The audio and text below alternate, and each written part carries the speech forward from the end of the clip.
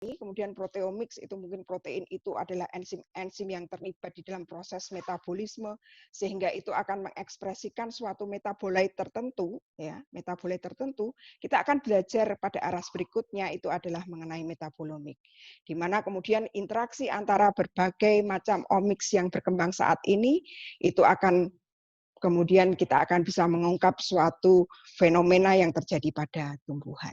Nah, ini next slide mungkin. Ya, next slide. Ya.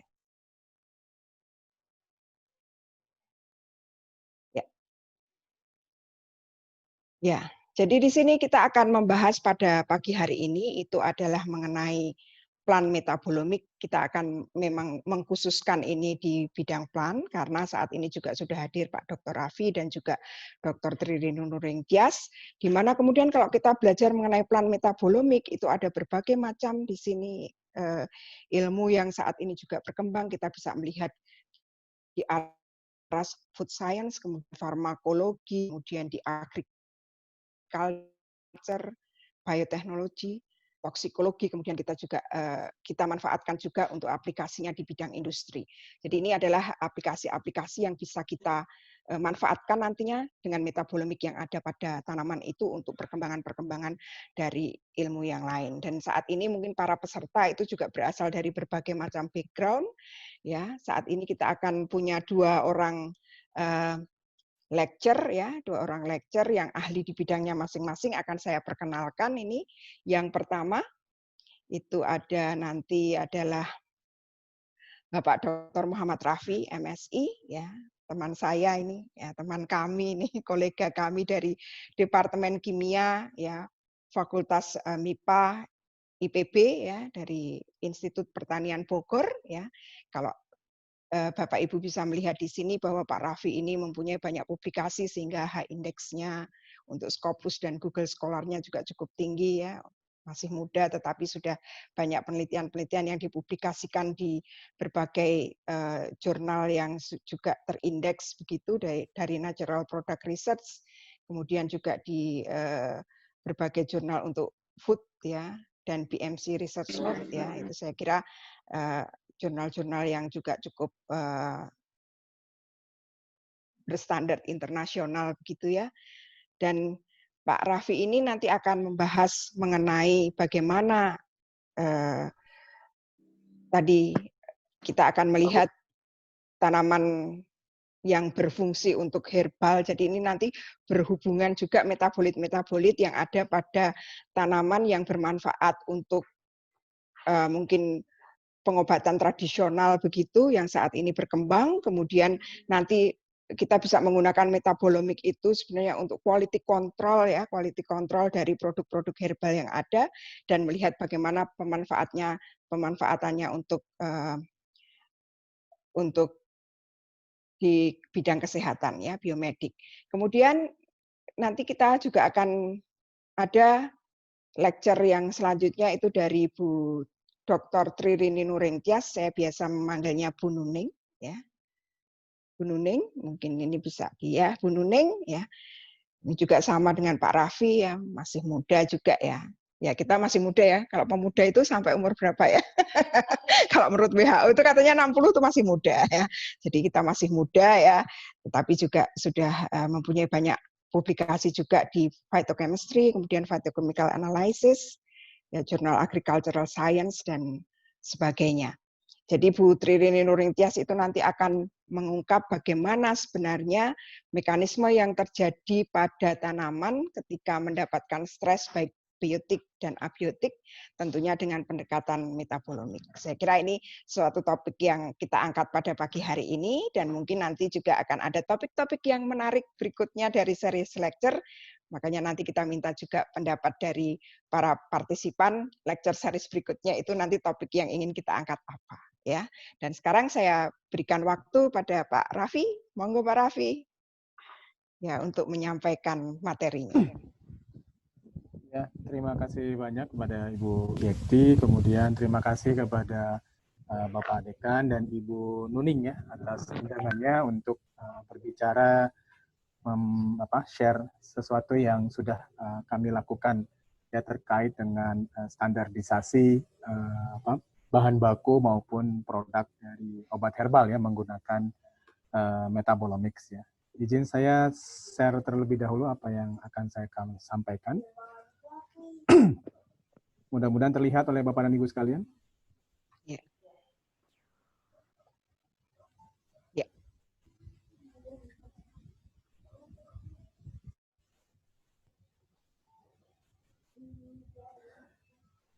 Ya, sudah terlihat ya, dan mudah-mudahan jelas suara saya, Ibu dan Bapak, ini karena pagi ini sepertinya agak unstable gitu ya, koneksi di tempat saya berada. Mudah-mudahan kalau nanti ada permasalahan, mungkin saya mohon izin ya untuk menutup video mungkin ya untuk nanti supaya lancar begitu ya. Nah, terkait dengan apa yang sudah kami kerjakan dengan menggunakan metabolomics based strategy untuk mengembangkan suatu metode kendali mutu dari raw material atau bahan baku dan juga produk obat herbal ya. Ya ini perkenalan saja tadi sudah oleh Bu Yekti, jadi saya skipkan saja, tapi mungkin saya perlu sampaikan saja bahwasanya saya saat ini bekerja di Departemen Kimia FMIPA IPB, kemudian juga kebetulan diamanahkan untuk menjadi Kaprodi ya, Master dan Doktor untuk program kimia di IPB juga, dan juga saat ini sedang menjabat juga sebagai Ketua Umum Himpunan Kimia Indonesia. Memang riset interest saya yang pertama, yang paling sering saya lakukan itu adalah tentang metabolomics dan chemometrics, terutama dalam mengembangkan metode kendali mutu, kemudian mengidentifikasi biomarker dan juga standarisasi dari tumbuhan obat. Ini salah satu contoh penelitian yang kami dapatkan, yaitu melalui riset kolaborasi Indonesia, kerjasama dari IPB, ITB, UGM, dan juga UNAIR ya di tahun 2019. Di tahun 2020 ini juga saya mendapatkan beserta dengan keempat partner tersebut. Gitu. Ya, ini beberapa riset penelitian yang memang riset yang terkait dengan metabolomics yang saya dapatkan beberapa tahun terakhir ini. Jadi memang majority memang bekerja untuk metabolomics ya, terkait dengan di tumbuhan obat. Beberapa publikasi tadi sudah disampaikan, ya. Ini saya skipkan saja. Ya, jadi ini yang akan saya sampaikan, yaitu mengenai karakteristik tumbuhan obat itu sendiri, kemudian standarisasi serta kendali mutu obat herbal dengan menggunakan metabolomics, kemudian beberapa contoh. Jika nanti sampai sudah habis waktunya, mungkin nanti saya akan membahas beberapa saja dari contoh yang ada. Yang lainnya mungkin nanti Bapak dan Ibu bisa baca dari PowerPoint ini ya. Nanti saya akan kirimkan kepada panitia dan dipersilahkan untuk didistribusikan kepada peserta seperti itu. Kalau misalkan ingin banyak berdiskusi dan lain sebagainya, ya monggo-monggo saja dapat Bapak dan Ibu melihat tadi ada email saya, jadi bisa mengontak dan lain sebagainya. Kemudian kalau nanti tertarik tentang metabolomics ini, kebetulan dengan Bu Nuning sudah membuat ini Bu ya, grup WA ya untuk metabolomics Indonesia. Jadi Bapak dan Ibu silakan kalau ada yang ingin bergabung, tertarik dengan metabolomics, kita ada grup itu yang membahas berbagai macam hal tentang metabolomics perkembangannya di Indonesia. Jadi kita ketahui bahwasanya aktivitas biologis atau aktivitas farmakologi itu disebabkan oleh komponen kimia. Nah, komponen kimia ini komposisinya kompleks ya, artinya akan bergantung kepada lingkungan tumbuh yang kita kenal dengan phenotype. Konsentrasinya juga demikian. Jadi kalau kita tumbuhkan di tempat A dengan B, itu ada kemungkinan konsentrasi itu berbeda. Kalau konsentrasinya berbeda, itu menandakan nanti ada fluktuasi dalam aktivitas biologisnya. Sehingga juga kadangkala kita juga belum mengetahui senyawa mana yang memang berperan dalam suatu aktivitas biologis tertentu. Ada kemungkinan dia bersifat sinergis, antagonis, dan lain sebagainya. Jadi kompleks yang yang kita pelajari atau bagaimana kita mengendalikan bahan baku ini agar kita mendapatkan suatu aktivitas biologis yang memang konsisten nantinya. Jadi lingkungan tumbuh, apakah dia di budidaya atau tumbuh liar, panennya misalkan di pagi atau sore, kemudian apakah disimpan dalam waktu yang lama dan lain sebagainya, itu akan mempengaruhi dari komposisi maupun terutama yang paling pasti itu adalah konsentrasi dari senyawa kimia. Yang pastinya di dalam kandungannya itu ada yang aktif itu tadi, ya, sehingga kalau itu bervariasi itu akan menyebabkan aktivitasnya pasti akan bervariasi. Ambil contoh ini saja, ada bagian dari Androcrapis paniculata, sambiloto, ya. Jadi dari berbagai daerah, kemudian kita coba dengan kalau kita ngambil daunnya saja, akarnya saja, kemudian juga dari batang. Itu terlihat bahwasannya memang relatif berbeda. Ada yang terdeteksi, ada yang tidak. Kalau ini kita menggunakan kromatografi lapis tipis. Ya, jadi dari ini saja kita bisa melihat bahwasanya ada variasi tadi dari terutama konsentrasi senyawa-senyawa yang terdeteksi tersebut. Lebih jelasnya bisa dilihat di sini. Bagaimana kalau kita menumbuhkan Centella asiatica atau pegagan. CA3, CA4, CA5 itu menandakan dia dipanen di bulan ketiga, keempat, dan kelima dalam satu lokasi dengan ada 7 itu menandakan adalah ulangan. Kita bisa melihat di sana terdapat yang ditumbuhkan dalam lokasi saja itu bisa kebiasaan banget. Iya, itu bisa ada perbedaan ya dalam satu lokasi itu saja. Ya, ini memang kita tidak melakukan komposit, Ibu dan Bapak. Kita memang mengambil dari rumpun-rumpunnya, begitu ya.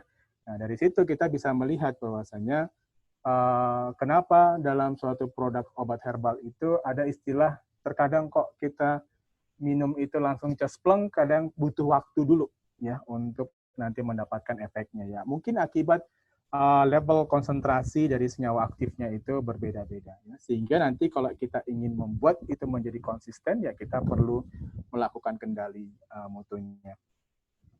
Jadi mulai dari tanam, proses produksi, kemudian semuanya itu akan menjadi suatu isu utama yang biasanya nanti akan sangat diperlukan dalam mengembangkan suatu produk herbal itu adalah kualitas, keamanan, dan juga khasiat. Artinya dia aman, ya tidak ada sama sekali efek yang lainnya. Khasiatnya konsisten. Kemudian kualitasnya juga kalau disimpan lama atau dikemas dalam bentuk apapun dia akan tetap menunjukkan profil aktivitas yang sama antar waktu misalkan demikian. Sehingga makanya kita perlu melakukan yang namanya proses standarisasi mulai dari menanam hingga sampai kita memproduksinya. Ya, jadi itu 3 kunci utama ya dalam kita mengembangkan suatu produk obat herbal sehingga proses standarisasi ini akan sangat dipentingkan sekali. Nah, kalau kita ingin mendapatkan suatu obat herbal terstandar, berarti kita harus punya aktivitas biologis yang konsisten, berarti fitokimianya juga harus konsisten. Bagaimana kita mengecek fitokimianya itu konsisten? Ya, kita perlu metode analisis untuk mengetahui komposisinya baik secara kualitatif ataupun kuantitatif, ya, sehingga nanti kita akan mendapatkan suatu aktivitas yang memang akan konsisten pula. Nah, memang dalam mengembangkan suatu metode analitik untuk bahan baku tumbuhan ataupun hewan itu kadang-kadang memang specific methods.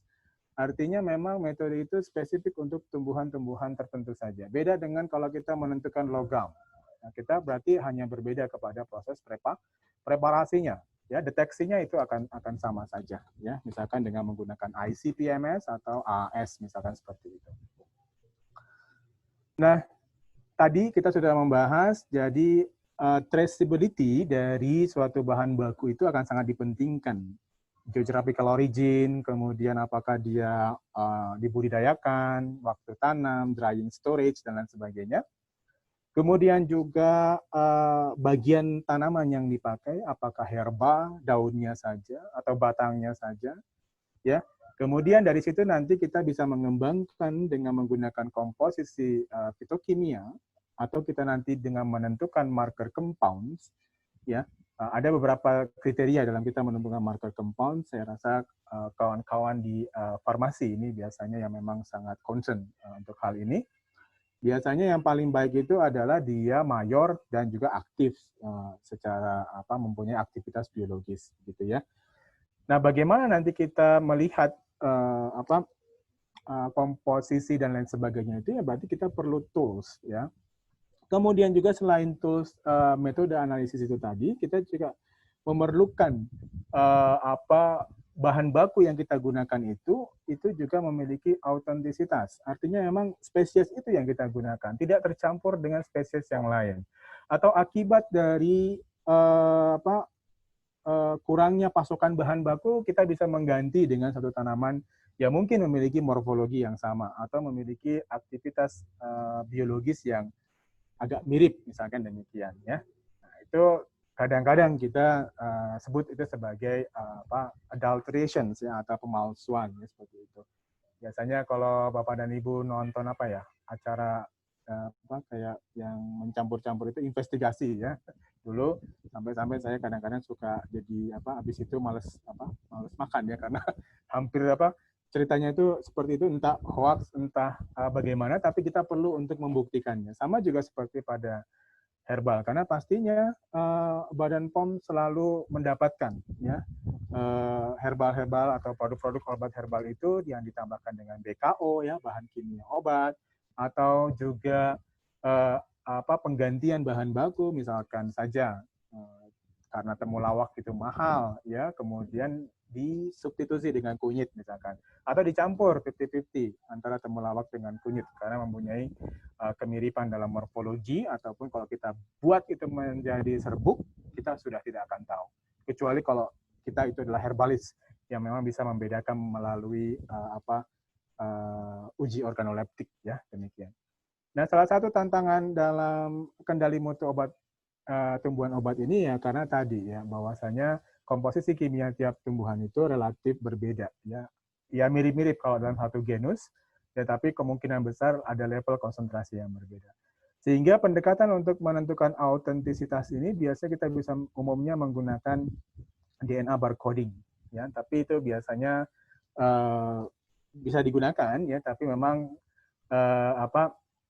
tidak menggambarkan komposisi metabolit yang memang langsung bertanggung jawab itu kepada aktivitas biologis tertentu. Sehingga saat ini sudah banyak pendekatan-pendekatan metabolomics yang dikembangkan untuk autentisitas ataupun mengidentifikasi tumbuhan obat untuk bahan baku hingga sampai kepada produk herbalnya. Ya, yang saya tahu itu beberapa farmakope di luar Indonesia seperti di Cina, di Amerika, dan lain sebagainya itu sudah ada. Indonesia pun sudah ada sebenarnya, Indonesian Herbal Pharmacope, ya. Tapi ada beberapa pendekatan yang belum digunakan ya, karena kita masih berfokus itu kepada yang kita namakan nanti kalau dalam metabolomics itu adalah analisis bertarget, artinya kita menggunakan senyawa penciri. Apa itu metabolomics? Saya hanya jelaskan secara ringkas saja. Nanti mungkin akan lebih in detail oleh Ibu Nuning ya, karena akan terkait dengan proses biologi yang lebih dalam. Gitu ya. Jadi itu adalah mengidentifikasi ataupun kita melakukan kuantifikasi sistematis molekul kecil terutama metabolit ya, hasil dari suatu metabolisme yang kita sebutkan sebagai metabolom dari suatu sistem biologis, sel, jaringan, organ, cairan biologis ataupun organisme pada titik waktu tertentu.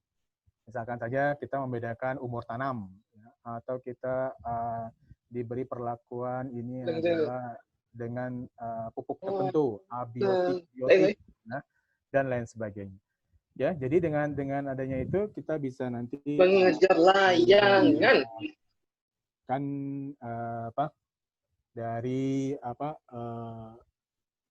molekul-molekul yang kita bisa lakukan identifikasi ataupun kuantifikasi tersebut. Biasanya adalah dengan molecular weights di bawah 1.500 Dalton. Gitu ya. Jadi memang nanti metabolom itu akan lebih terkait dengan phenotype biasanya ya, yang lebih akan mencirikan kekhasannya dia dalam satu lingkungan tumbuh tertentu. Ya, jadi memang metabolomics itu bagian dari keluarga omics lainnya, yaitu genomics, transkriptomik, dan juga proteomics. Ya, nanti insya Allah pastinya Bu Nuning akan lebih menjelaskan. Saya ke beberapa pendekatan yang sering digunakan dalam mengembangkan metode kendali mutu obat herbal itu, idealnya memang metabolomics. Yaitu kita unbiased identification, mengidentifikasi semuanya. Tapi kita belum mempunyai suatu alat ataupun suatu preparasi ataupun suatu teknik, metode dan sebagainya untuk kita bisa mengidentifikasi secara keseluruhan, gitu ya. Sehingga ada beberapa pendekatan lainnya yang memang juga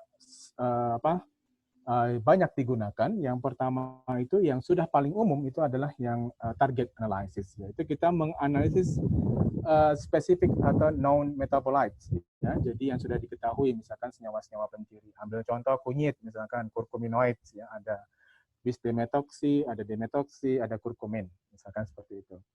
Atau juga kita bisa dengan cara yang non-targeted istilahnya, dibagi dua. Ada yang istilah kita sebutkan sebagai fingerprinting, ada juga yang kita sebutkan sebagai profiling. Apa bedanya? Fingerprinting itu biasanya hanya untuk pattern recognition, atau kita gunakan sinyal output dari suatu teknik analisis itu untuk membedakan antar sampel, antar perlakuan, antar misalkan pelarut pengekstrak yang berbeda. Kita tidak perlu banget mengetahui komposisinya itu apa-apa saja, ya. Tapi kita menggunakan secara keseluruhan informasi yang ada itu untuk membedakan, ya. Misalkan tadi membedakan spesies A, B, yang memang misalkan dari satu genus dan dia memang memiliki morfologi yang mirip, misalkan demikian. Nah, kalau profiling itu biasanya kita ada target compounds dan biasanya itu pada pathway atau biosintesis yang memang satu grup atau satu kelas.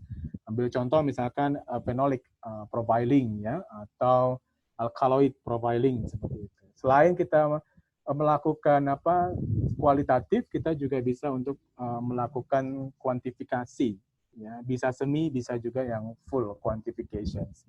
Ya, biasanya dengan profiling ini akan lebih menguntungkan karena kita bisa mendapatkan analisis secara kualitatif ataupun kuantitatif. Nah, kalau fingerprinting itu biasanya adalah lebih cepat saja, ya, rapid, ya, biasanya. Nah, dalam metabolomics itu ada tiga bagian yang memang tidak bisa saling terpisahkan, yang memang harus kita perdalam satu persatu, walaupun memang kita bisa memilih concern di bidang yang mana. Contohnya seperti saya memang background saya itu adalah kimia analitik, jadi memang saya akan berkutat banyak itu dalam bagaimana mengembangkan suatu metode analitik itu untuk digunakan dalam suatu analisis metabolomics, ya. Jadi kawan-kawan misalkan di biologi, biokimia itu bisa nanti concern kepada biochemical knowledge, dan kemudian kawan-kawan di matematik, statistik, ilmu komputer, ataupun yang memang tertarik dengan computational chemistry atau chemoinformatics atau bioinformatics, itu bisa juga nanti menggunakan yang namanya kita sebutkan sebagai chemometrics atau statistika multivariate untuk data kimia. Ya, jadi data mining nanti di sana, karena memang dalam metabolomics kita akan bekerja dengan large data, ya, data yang sangat besar sekali, sehingga kita perlu penanganan data yang sangat baik pastinya. Jadi ini adalah tiga cornerstone, ya, dalam metabolomics, ya. Kemudian beberapa kaitannya dengan challenge pada data mining.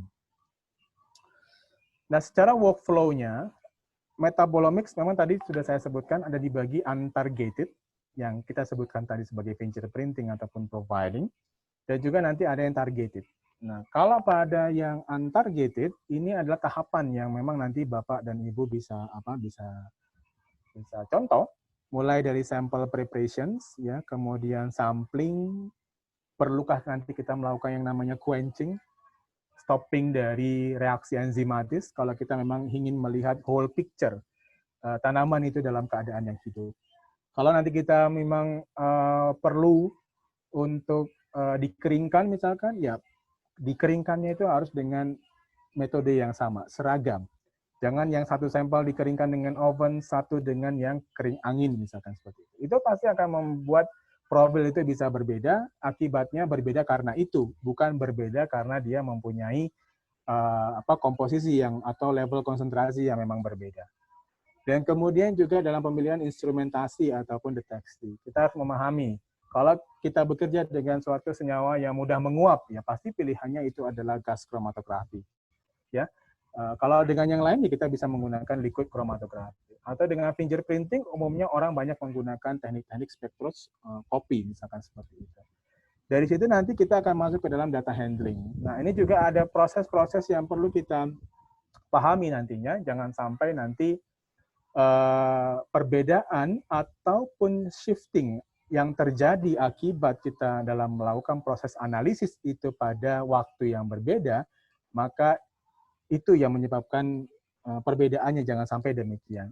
Jadi kadang-kadang ada yang namanya nanti bagian seperti pre-processing, ya, kemudian pre-treatment data dan lain sebagainya dalam rangka itu tadi bahwasanya hal-hal lain yang di luar dari perbedaan itu tidak menjadi nanti sebagai pembeda saat kita mau melakukan apakah treatment-treatment yang kita lakukan itu bisa akan membedakan, ya, sehingga kita akan mendapatkan informasi primer yang memang terkait dengan level komposisi ataupun konsentrasi dari metabolit yang ada dalam sampel tersebut. Ya.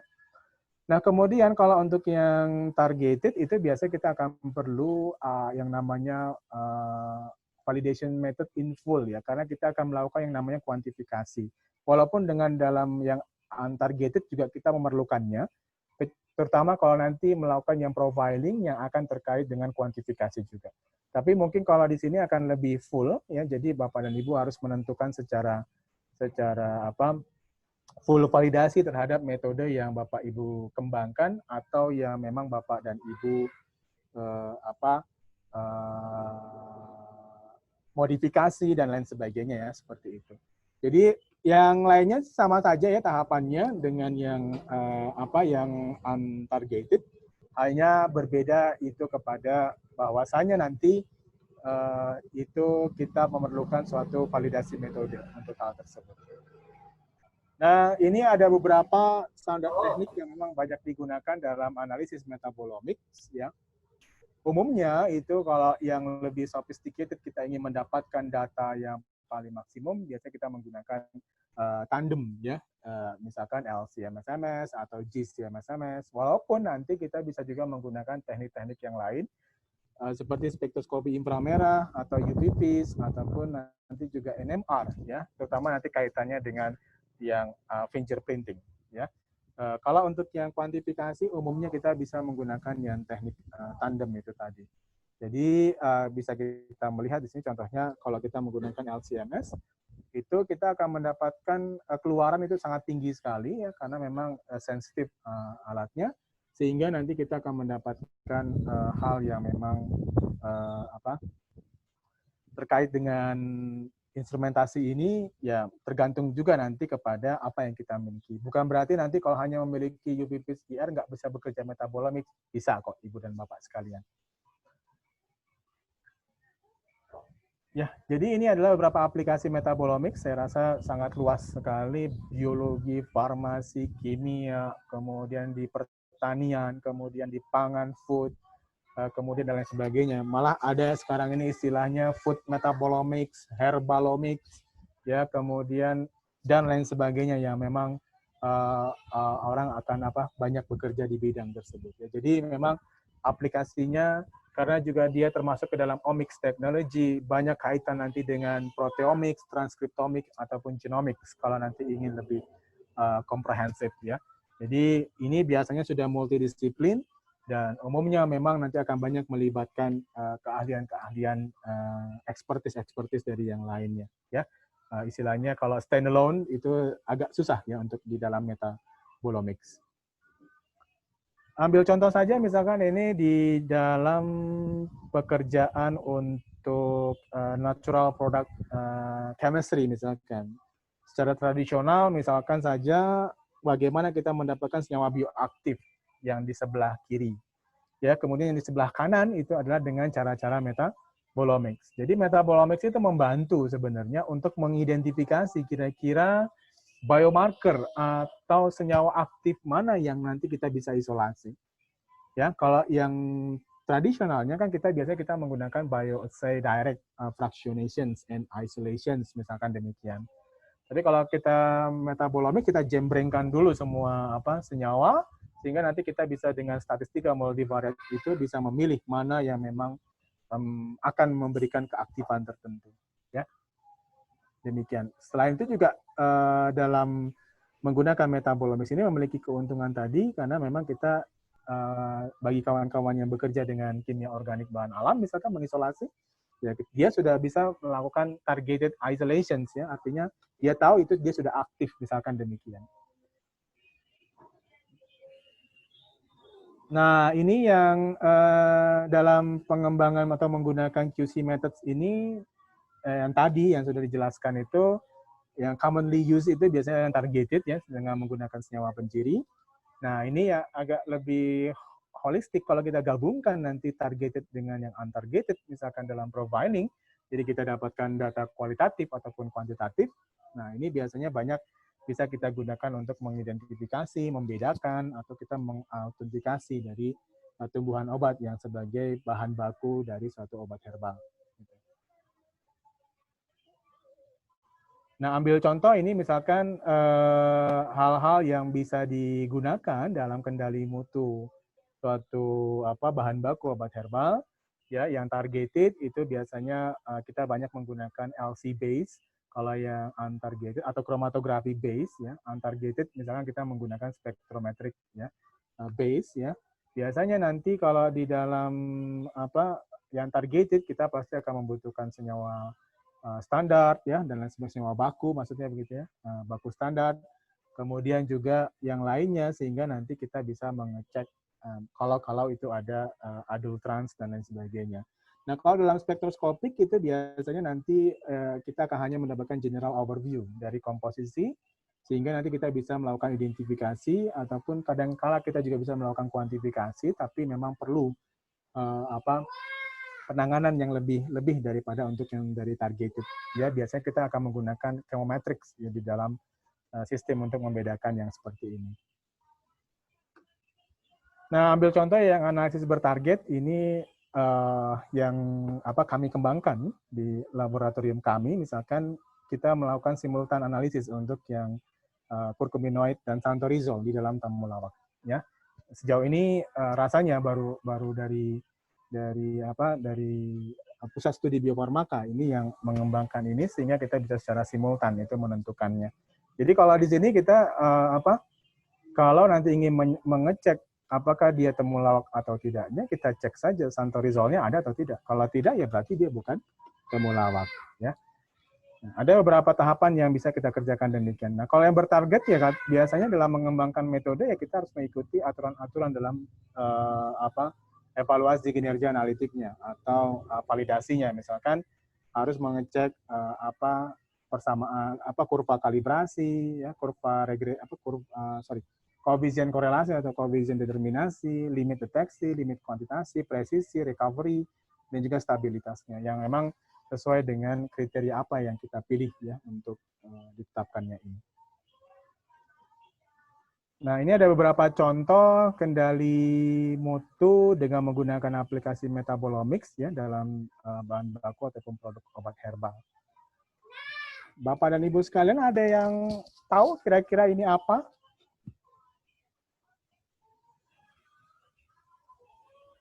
Mungkin masih terdengar suara saya? Meniran, Pak. Meniran. Yang mana, Pak? Meniran. Yang kanan. Yang kiri. Oh, ada yang kanan, ada yang kiri. Ini yang kawan biologi aja ada yang tertipu juga ya. Gitu. Apalagi kami yang di kimia. kiri. Ya. Meniran yang kiri. Ya, akhirnya memang meniran ya. Kita tahu ini adalah suatu tumbuhan yang memang paling laku ya Ibu dan Bapak, apalagi saat ini ya untuk imunitas ya. Nama produknya yang nggak usah disebutkan lah ya gitu ya. Kemudian saya pernah mendapatkan informasi waktu ikut suatu conference ya, menyatakan bahwasanya balai yang ada di Tawangmangu ya, BPT, saya terlalu panjang namanya B2P2TOOT ya. Itu waktu itu kepalanya menyatakan bahwasanya mereka membutuhkan meniran, tapi yang mereka peroleh adalah daun petai Cina. Kan jauh sekali Ibu dan Bapak sekalian ya. Tumbuhan perdu itu dengan suatu tumbuhan tingkat tinggi misalkan demikian. Komposisinya pasti jelas berbeda sekali, apalagi aktivitasnya. Sehingga nanti itu bisa menjadi sumber pemalsuan kalau nanti ternyata pasokan dari meniran ini akan sangat kurang sekali. Sehingga bisakah kita mengecek atau kita melakukan identifikasi, ataupun kalau dia dicampurkan bisa nggak kita tetap mengeceknya bahwasanya itu memang tidak murni meniran. Ya, kita mencoba itu dengan menggunakan UV vis. Kenapa pilihannya UV vis? Karena saya dan mahasiswa saya berpikir ini merupakan tumbuhan yang berbeda famili, itu biasanya perbedaan senyawa kimianya itu akan sangat besar sekali, sehingga dengan sistem yang tidak terlalu yang tidak spesifik seperti UV vis, karena kalau UV vis itu kan cenderung spektrumnya itu relatively tidak terlalu seperti IR ataupun NMR ya, yang memang bisa menandakan functional group ataupun senyawa-senyawa tertentu. Sehingga nanti dengan cara demikian kita bisa membedakan, tapi ya tadi kita perlu bantuan yang namanya statistika multivariat. Kita bisa melihatnya di sini, ya ada perbedaan dari komposisi keduanya antara Phyllanthus niruri dengan Leucaena leucocephala, daun petai Cina itu tadi. Kalau kita campurkan ternyata masih bisa, tapi kita harus menggunakan metode chemometrik yang berbeda, yang kita namakan sebagai canonical variate analysis. Lalu gimana nih Pak untuk validasinya? Ya, memang kita di sini baru sampai tahap kepada visibility. Ingin melihat apakah dengan UV vis ini mampu. Kalau kita ingin mengembangkan develop suatu metode itu bisa nanti richness-nya ada, robustness-nya ada, ya memang kita harus membuat modeling yang lebih banyak jumlah sampel yang kita lakukan ya. Ini kan kita baru melihat tahapan dari visibility. Walaupun di sini kita nggak memperhatikan juga umur tanaman. Ya, artinya kita juga sudah membuat di sini model itu agak sedikit lebih robust gitu ya. Bisa membedakan meniran dan daun petai Cina dan juga beberapa pencampurannya ya, 5%, 25 dan juga 50%. Kenapa nggak 1% ya? Bisa saja sih Ibu dan Bapak, tapi saya waktu itu berpatokan foreign matters dalam satu bahan baku itu kan minimum ada, maksimum itu adalah 5% gitu ya. Dan kalau orang melakukan pemalsuan itu nggak mungkin juga mencampurkan 1% ya, rugi-rugi amat gitu ya. Sehingga mungkin bisa dengan demikian kita bisa mendapatkan hasil yang bisa mendeteksi adanya pemalsuan itu tadi. Nah, tadi meniran dengan daun petai Cina. Ini sesama Phyllanthus. Ada 3 jenis Phyllanthus di Indonesia itu. Manakah yang merupakan meniran hijau? Ya pasti tadi sudah tahu nomor 1, karena kan di atas tadi sudah diberitahu. Nomor 2 itu apa? Phyllanthus debilis.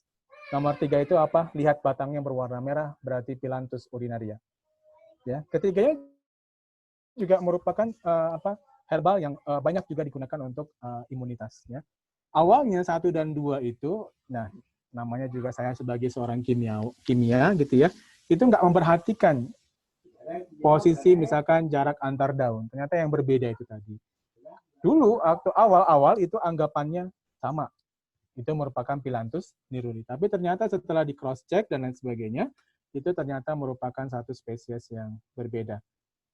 Sehingga kelihatan itu dalam kromatografi lapis tipisnya Ibu dan Bapak sekalian. Kita coba di sini membandingkan antara niruri, debilis, urinaria dengan Leucaena leucocephala, phyllanthine dan hypophyllantine dipilih sebagai senyawa bioaktif yang memang sudah ditetapkan dalam farmakope herbal Indonesia ataupun yang di luar negeri juga sudah menetapkan pilantin dan hipopilantin untuk Phyllanthus niruri. Ya, jadi kita develop methods ini untuk membedakannya. Ternyata memang untuk yang Phyllanthus niruri itu memiliki senyawa pilantin dan hipopilantin. Kalau Leucaena leucocephala itu tidak. Ya. Ini merupakan hasil beberapa penelitian mahasiswa S1 kami, sehingga kami bukukan itu. Bapak dan Ibu bisa melihat itu adalah buku yang volume pertama. Kami sedang menyiapkan volume kedua ya untuk Atlas Kromatografi Lapis Tipis Tumbuhan Obat Indonesia. Bapak dan Ibu bisa mengunduhnya secara free ya di website kami, ada saya cantumkan di sana, dipersilakan saja. Ya, kami sudah bebaskan untuk siapapun mengunduhnya.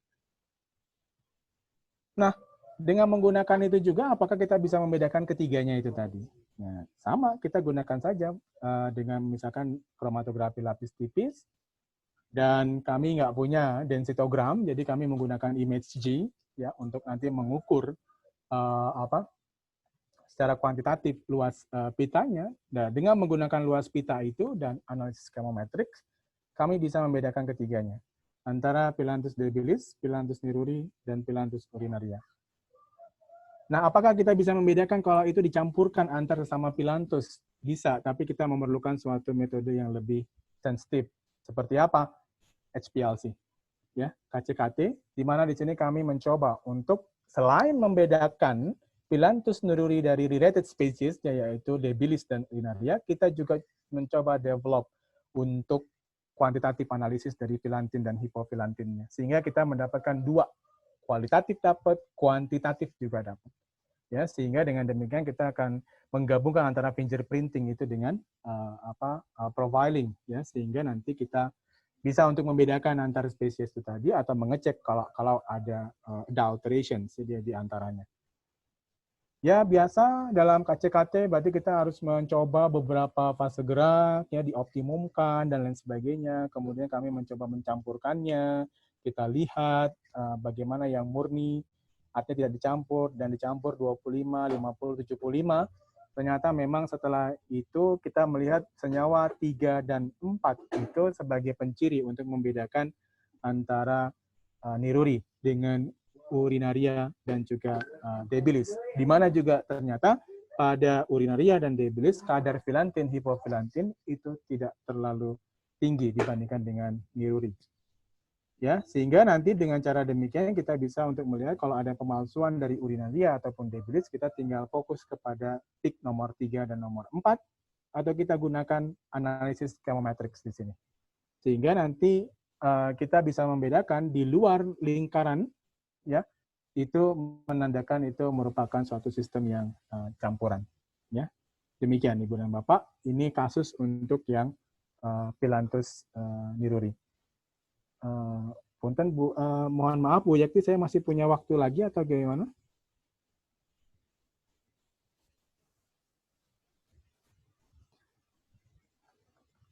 Masih 5 menit, Pak. 5 Oke. menit lagi. Ya. 5 menit ya, jadi saya mungkin nggak sampai semuanya Ibu dan Bapak ya, nanti tinggal dibaca saja.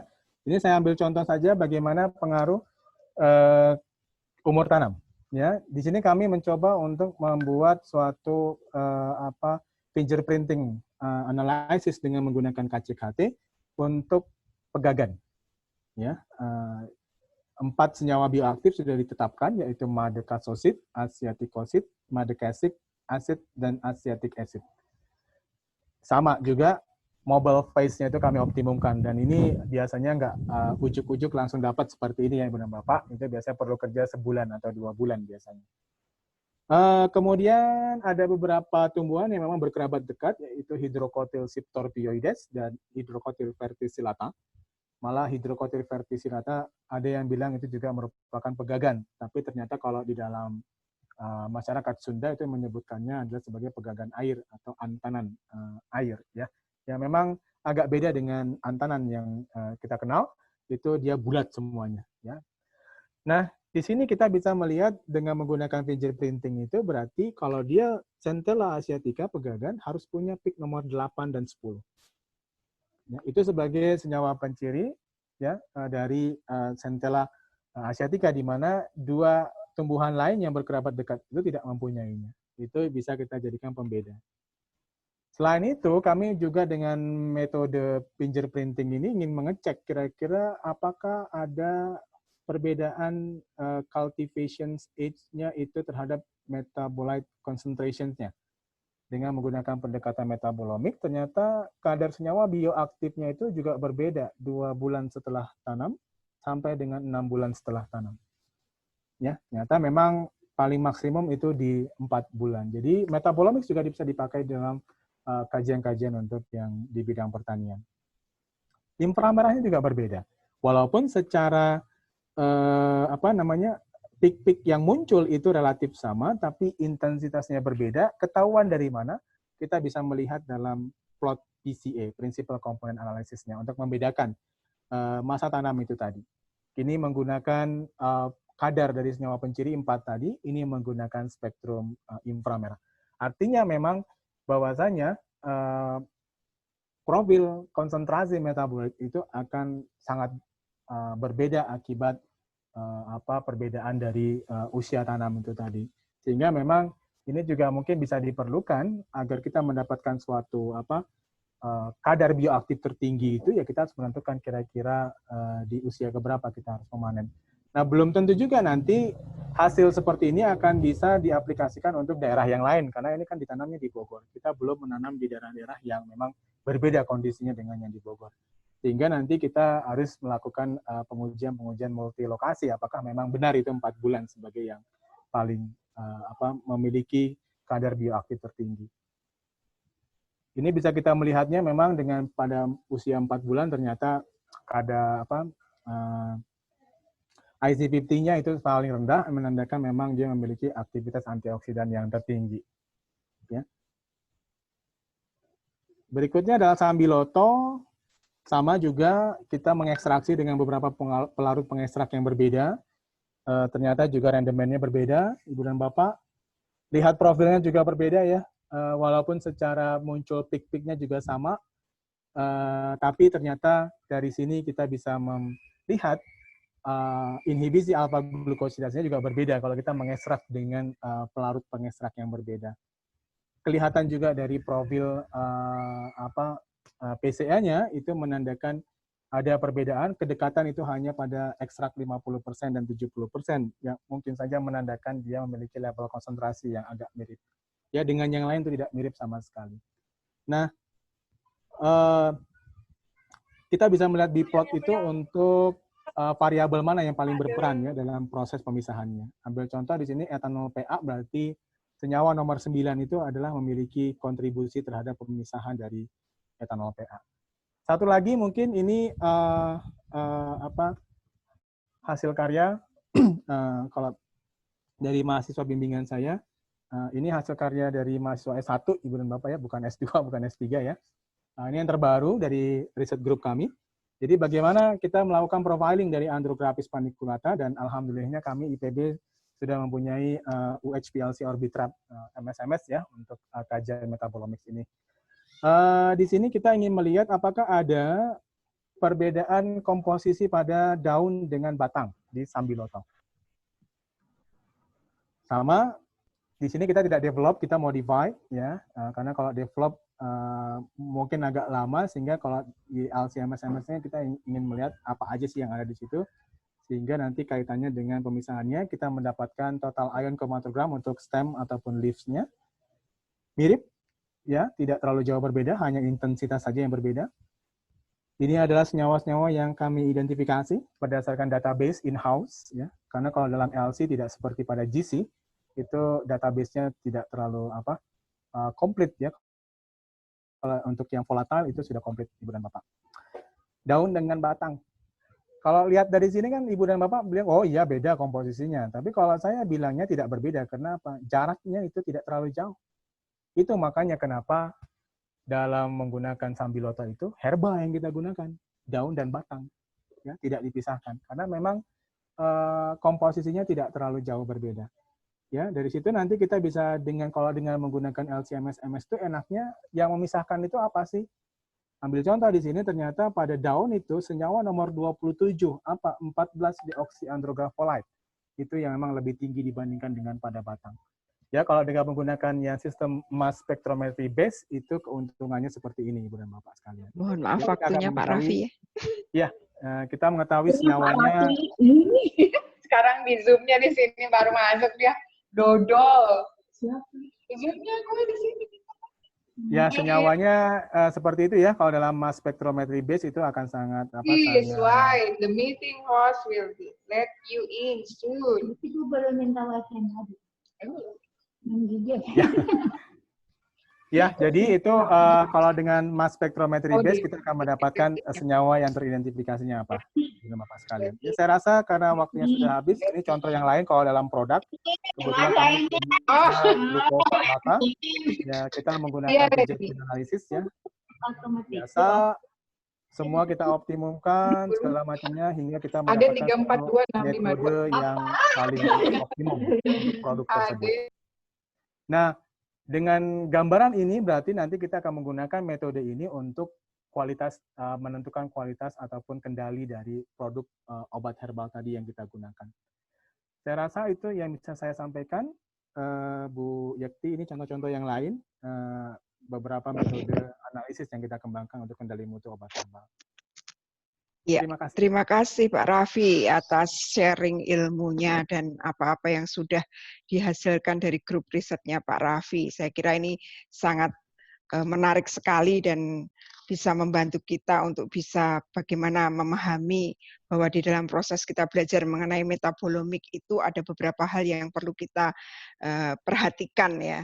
Terutama kalau tadi bekerja dengan tanaman itu kalau kita mau mengembangkan produk herbal itu kondisi lingkungan di mana dia ditanam, kemudian bagaimana kita menyiapkan sampelnya, preparasi sampelnya, kemudian alat yang akan kita gunakan untuk melakukan analisis, kemudian analisis datanya itu menjadi sesuatu yang harus kita concern, memperhatikan beberapa hal tersebut. Nah, saya kira kita akan jam ya ke lecture yang kedua dari Bu Nuning. Kita akan belajar bersama mengenai bagaimana metabolomik ini dapat dipakai sebagai tool untuk melakukan screening begitu, untuk mencari tanaman yang unggul terhadap stres biotik maupun abiotik. Monggo Bu Nuning.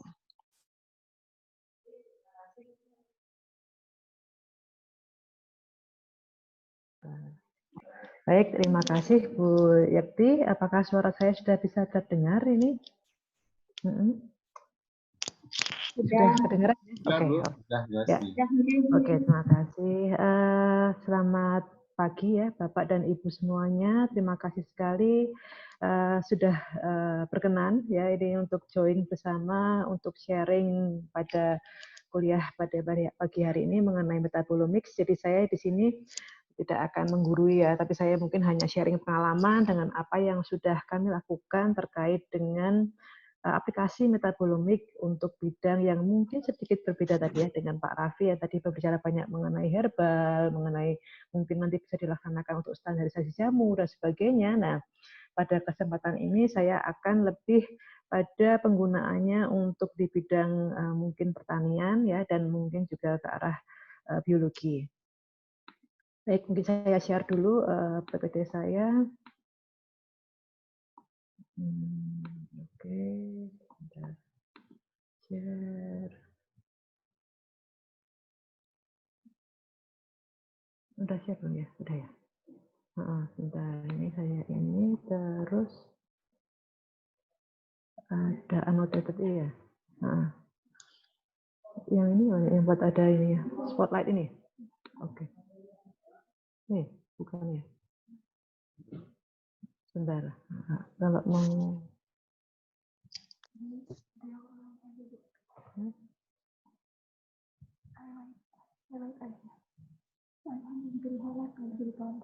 yang ini.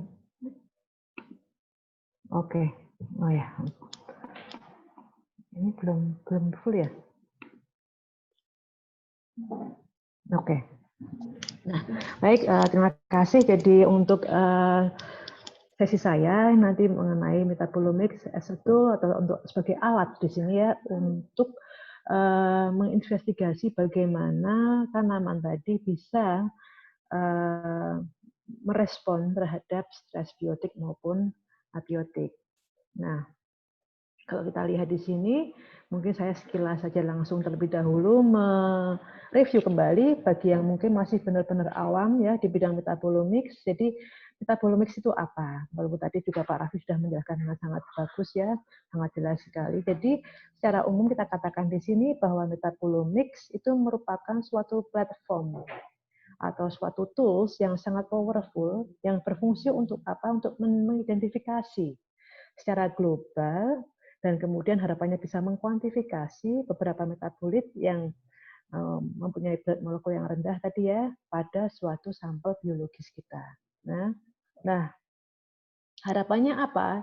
Dalam metabolomics ini nanti kita bisa melakukan snapshot atau membuat suatu picture atau memotret ya suatu kondisi pada saat kita melakukan sampling. Ya, jadi kita harapannya mendapatkan suatu gambaran yang mempunyai resolusi yang bagus terhadap suatu keadaan fisiologis maupun biologis dari sampel kita yang kemudian itu sudah kita lakukan apa tadi treatment atau perlakuan tertentu sesuai dengan stres yang kita inginkan ya.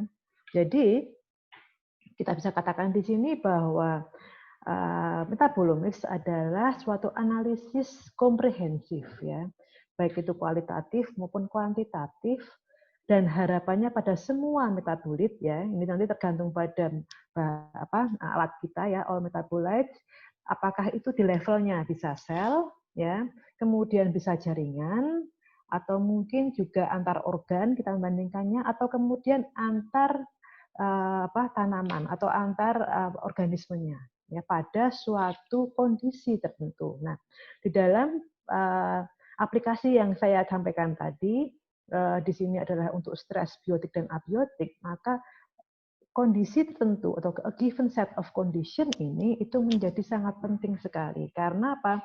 Karena kita memang memanipulasi tanaman kita agar bisa memberikan respon dari treatment yang kita berikan.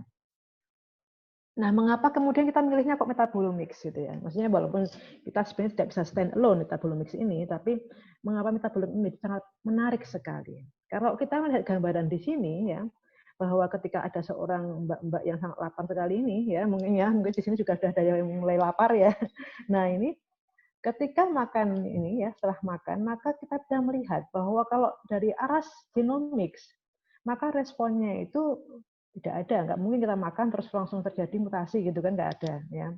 Kemudian kalau proteomics gimana? Mungkin ada perubahan secara enzimatisnya, jadi memang ada sedikit perubahan di sana. Tapi bagaimana dengan metabolomicsnya?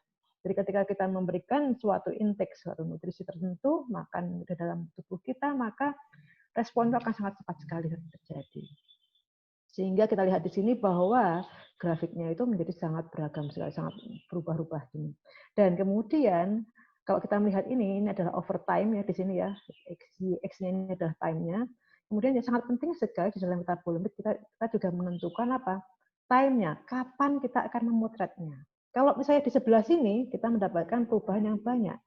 Tapi kalau yang sebelah sini, yang sebelah yang sudah agak lama mungkin nggak akan ada perubahan ya, sehingga trik nanti saya juga katakan trik-trik di dalam kita melakukan pelaksanaan metabolomics untuk bidang yang stres ini biotik abiotik ini sangat penting sekali. Kita juga menentukan kapannya itu tadi, kapan kita mau mengambil sampel kita, apakah 24 jam atau 4 jam setelah stres dan sebagainya. Jadi itu sangat berpengaruh sekali pada hasil kita.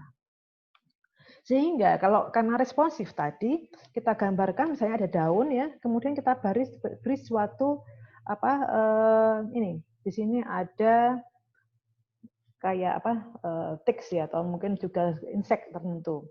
Nah mungkin dari sana langsung daun ini akan melakukan respon nanti, sehingga mungkin dia akan memberikan suatu sinyal-sinyal yang akan merubah fisiologis maupun metabolisme dari tanaman itu, dan itu nanti yang akan kita foto dalam metabolomics ya. Jadi kita katakan di sini bahwa memang di dalam studi stres yang tadi, pemberian stres biotik dan abiotik ini agak berbeda dengan pandangan yang awal tadi. Di mana kok tadi itu kita mau seperti apa, kemudian yang paling bagus bagaimana ya dari Pak Raffi tadi ya, misalnya dengan berbagai macam kondisi, kemudian kita mau lihat mana yang paling bagus, itu yang akan kita gunakan sebagai untuk pengambilan karena yang mau diambil bioaktivitasnya. Tapi kalau di sini kita itu memberi kebalikannya, kita memberikan berbagai macam stres ya atau mungkin perlakuan. Kemudian kita mau melihat responnya seperti apa mereka. Ya, gitu ya. Jadi itu yang sangat berbeda. Sehingga pada umumnya, kalau kita tahu tadi juga bahwa metabolomics itu ada untargeted dan targeted, ya. Kita pada umumnya menggunakan yang untargeted. Karena apa? Karena kita belum tahu apa yang akan terjadi nanti. Walaupun memang sebenarnya beberapa hipotesis mungkin sudah muncul ya di sana dari pengetahuan-pengetahuan sebelumnya, gitu ya. Tetapi di sini kita ingin melihat secara umum semuanya dulu. Ini responnya kayak apa sih? Kalau misalnya saya punya tanaman padi, terus saya kasih stres, misalnya nanti saya kasih suatu senyawa atau saya kasih suatu infeksi dari tanaman, obat tanaman penyakit gitu ya, kayak kita infeksi belas, kita kasih mungkin dikasih serangga tertentu. Nah, seperti apa? Nah, itu mungkin yang perlu kita lihat. Dan makanya biasanya ini dalam studi kita menggunakan yang untargeted, di mana di sana kita akan berusaha mendapatkan gambaran yang global ya, komprehensif analisis ya. Kemudian di sana bisa digunakan untuk mendeteksi sebanyak mungkin senyawa atau sampel yang kita teliti untuk mengetahui responnya seperti apa. Nah, kalau kemudian nanti in the next itu mau kita mendapatkan suatu marker terus mau validasi, nah itu bisa kemudian menggunakan yang targeted. Tapi itu adalah kemudian the next studinya gitu ya. Di awal kita biasanya menggunakan yang untargeted. Nah, jadi kalau kita lihat di sini bahwa ada non-targeted metabolomics itu ya untuk norma stres yang biotik maupun yang abiotik, dengan kita membandingkan antara tanaman yang tidak kita beri perlakuan kemudian dibandingkan dengan tanaman yang kita beri stres, nanti harapannya dengan metabolomics tadi kita akan mendapatkan suatu metabolit yang tertentu ya, yang muncul sebagai suatu penanda. Oh, ini ketika dia mengalami stres terus ternyata senyawa yang A atau B dan C ini menjadi lebih tinggi seperti itu. Dan senyawa-senyawa tadi itu kemudian nanti harapannya kalau kita yang bagian merah ini ya, itu kemudian mungkin bisa digunakan sebagai marker untuk seleksi misalnya tadi. Misalnya nanti kita mau seleksi banyak klon, mau seleksi mana yang mau saya pakai untuk ditanam ditanam agar di suatu field ya atau suatu perkebunan ya, agar kemudian dia tahan terhadap suatu penyakit tertentu misalnya seperti itu. Atau kemudian bisa juga yang bagian hijau ini kita gunakan sebagai direction untuk melakukan genetic engineering ya, untuk melakukan perubahan metabolisme ya secara untuk mendapatkan GM lain ya. Kita targetkan metabolimiknya berarti metabolitnya yang pathway-nya yang sebelah sini, nanti yang kita overekspresikan mungkin ya enzimnya adalah enzim yang A, karena kita melihat bahwa metabolit yang berperan itu adalah yang tadi dengan fungsional tadi ini, yang mana yang kita dapatkan di sini. Atau kemudian kita juga bisa gunakan untuk sebagai marker untuk breeding. Ya, jadi ini banyak sekali juga mulai dilakukan sekarang, bahwa dengan kita mengetahui secara studi metabolomics tadi, kemudian nanti kita akan mendapatkan senyawa-senyawa yang tertentu tadi yang kita gunakan bisa untuk marker assisted breeding tadi. Ya, jadi itu kita melihat senyawa-senyawa klon-klon yang mempunyai senyawa yang tinggi ini A, B, dan C ini yang kita gunakan, kita pilih untuk sebagai tertua, misalnya seperti itu. Nah, itu bisa kita lakukan. Jadi aplikasi dari metabolomics di sini untuk bidang pertanian secara umum ya itu bisa sangat beragam ya. Sehingga pada umumnya pada studi tadi apakah itu nanti biotic stress atau abiotic stress ya, kalau misalnya abiotic di sini kita misalnya mau perlakukan dengan kekeringan ataukah dengan malah salinitas atau mungkin dengan panas atau metal ya. Kalau yang biotic itu bisa macam-macam ya, ada pathogen attack, insect attack, ada herbivore attack ya, itu maka kemudian kita biasanya akan melihat ya, mengecek antara Bentar, ini kok nggak bisa keluar. Oke. Kita menentukan terlebih dahulu, misalnya kita punya sampel banyak ya, dengan berbagai kultivar atau beberapa klon ya. Kemudian kita harus menentukan terlebih dahulu tadi mana yang toleran dan mana yang susceptible terhadap stres kita. Baru kemudian kita biasanya di sana akan mengambil yang mana yang paling toleran dan mana yang susceptible, kita bandingkan metaboliknya. Ya, metaboliknya kita bandingkan profilnya, sehingga nanti harapannya kita akan mendapatkan apa? Marker untuk seleksi, ya, misalnya tadi untuk menyeleksi kultivar atau klon. Kemudian kita atau bahkan senyawa-senyawa tadi mungkin kita bisa kembangkan untuk biopestisida misalnya ya. Nah, karena mungkin senyawanya ini mudah didapatkan misalnya gitu ya. Oh, ini senyawa yang umum mudah didapatkan, komersial ada, kita bisa gunakan sebagai mungkin biopestisida. Kemudian yang berikutnya juga untuk genetic modification tadi, ya. Jadi itu. Nah, metabolomic flow-nya seperti apa? Ya sama secara umum ya, kalau metabolomic flow itu semuanya dari awal sama semuanya. Jadi experimental design, kemudian ada sample preparation, kemudian ada data acquisition, data processing, kemudian ada statistical analysis. Nah, untuk studi kita ya yang mengenai stres biotik dan abiotik ini, maka saya katakan tadi karena kita itu mau melihat responnya, bagaimana berbagai macam kultivarnya tadi macam-macam kita kasih apa stres, maka di sini eksperimental design kita dan sampel preparasi kita itu menjadi sangat penting sekali. Karena apa? Harapannya jangan sampai nanti ada faktor-faktor yang lain, misalnya mungkin tadi kayak yang dikatakan Pak Raffi tadi kan ya, disampaikan Pak Raffi, usia, ya, age-nya berbeda, sudah berbeda lagi, ya kan? Kemudian nanti tempat tumbuh berbeda lagi, ya. Kemudian mungkin pagi, sore, siang, organnya, itu juga semuanya bisa sangat berpengaruh terhadap hasil metabolimik kita. Padahal yang kita inginkan adalah kita hanya mendapatkan mengetahui respon dari stres yang kita berikan tadi. Apa misalnya saya mau memberikan stres salinitas. Nah, saya hanya ingin melihat respon stres salinitas pada si tanaman kita. Sehingga faktor-faktor yang lain tadi harus kita hilangkan. Nah, itu makanya experimental design dan sample preparation itu menjadi sangat-sangat krusial sekali di sini ya untuk menghasilkan data yang reliable ya, yang sehingga tidak misleading seperti itu. Jadi makanya saya kotak merah ini karena untuk di bidang kita yang biologi ini memang ini yang bagian yang sangat utama sekali ya. Oke.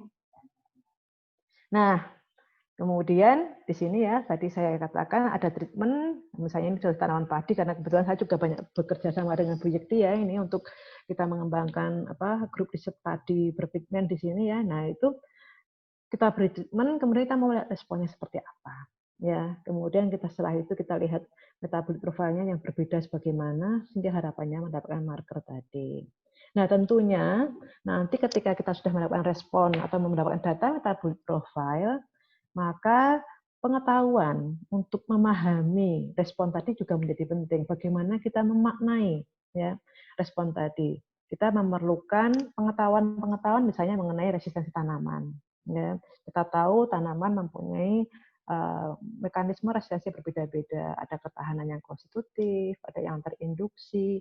Nah, ini tanaman kita pakai seperti apa? Nah, sebagainya itu harus kita, dan itu juga akan menentukan nanti sebenarnya bagaimana desain kita. Ya, kalau misalnya mau konstitusi based on genetic background dia, ya, maka kita membandingkannya pada tanaman yang tidak diberi infeksi justruan gitu kan. Tetapi kalau yang terinduksi berarti kita membandingkan antara yang sudah dikasih treatment sama yang tidak kayak gitu. Jadi desain kita itu juga sangat dipengaruhi oleh bagaimana karakter dari tanaman kita tadi. Kemudian jalur pensinyalan transduksinya, kita juga harus tahu bagaimana tanaman itu kemudian merespon stres kita, ya, bagaimana alurnya, apa yang akan pensinyalannya menggunakan apa, itu juga mungkin akan membantu nanti di dalam pemaknaan dari hasil metabolimik kita, ya. Jadi kita bayangkan seandainya kita mempunyai suatu kultivar A, B, C, D, E, dan F, gitu ya, macam-macam seperti ini, maka di awal sebelum melakukan metabolomics itu, kita harus terlebih dahulu melakukan bioassay atau screening, ya, untuk mengetahui status dari kultivar tadi dulu. Karena kan metabolomics itu hanya membandingkan antara yang tahan, sangat tahan, sama yang tidak tahan, ya, yang sangat toleran sama yang sangat susceptible. Nah, jadi sebelumnya kalau kita belum tahu statusnya, kita harus melakukan bioassay itu terlebih dahulu, ya. Nah, baru kemudian sudah tahu statusnya apakah dia resisten atau toleran, maka kita ambil tadi kultivar-kultivar yang sangat tahan dan sangat susceptible tadi, kita lakukan analisis metabolomics. Jadi itu yang biasa kita lakukan dalam studi stres biotik maupun abiotik. Sehingga nanti ketika kita mendapatkan itu, sudah tahu misalnya punya marker apa yang memang membedakan antara tanaman atau kultivar yang tahan dengan yang tidak, kalau kita diberi suatu klon dengan berbagai macam jenis seperti ini, kemudian nanti ketika untuk aplikasi pertaniannya, kita bisa kemudian menggunakan marker tadi untuk memilih, menyeleksi mana yang akan kita tanam, sehingga harapannya tadi mungkin penggunaan penggunaan pestisida tidak terlalu tinggi, ya, kemudian juga mungkin lebih tahan terhadap lingkungan sesuai dengan misalnya lingkungan di sana agak kering dan sebagainya, kita bisa memilih yang tahan kering dan sebagainya. Nah itu sehingga harapannya nanti kita mendapatkan suatu kondisi pertanian yang lebih optimum untuk suatu kondisi daerah tertentu, dan juga lebih menghasilkan produksi yang optimal. Nah, sekali lagi saya di sini menggarisbawah ya study design, ya. Jadi desain penelitian kita itu harus benar-benar bagus terlebih dahulu, ya, sehingga nanti datanya itu benar-benar memang bisa reliable. Nah, faktor-faktor apa yang harus diperhatikan? Ini saya hanya memberikan contoh-contoh, ya, agar nanti ada gambaran, ya.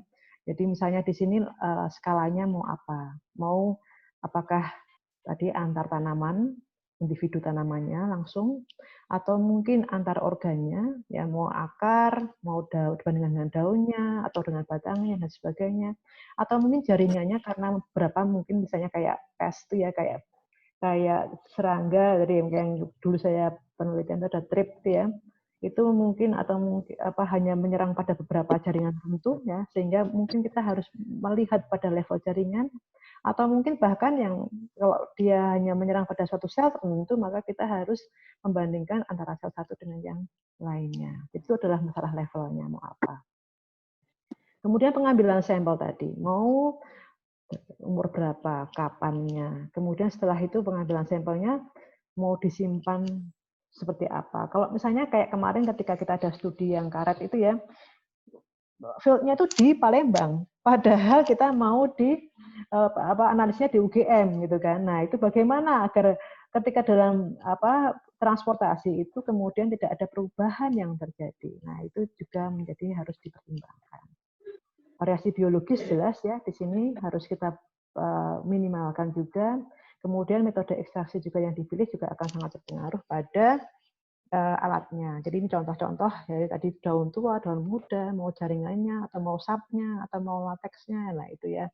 Mau misalnya daun pun, ya, kalau misalnya dalam level jaringan, kemudian mau di sebelah mana, mau diambilnya mau semuanya ini, atau mau ujungnya saja, dan itu semua harus kita pertimbangkan, kita desain terlebih dahulu di awal sebelum kita melakukan metabolomics, ya.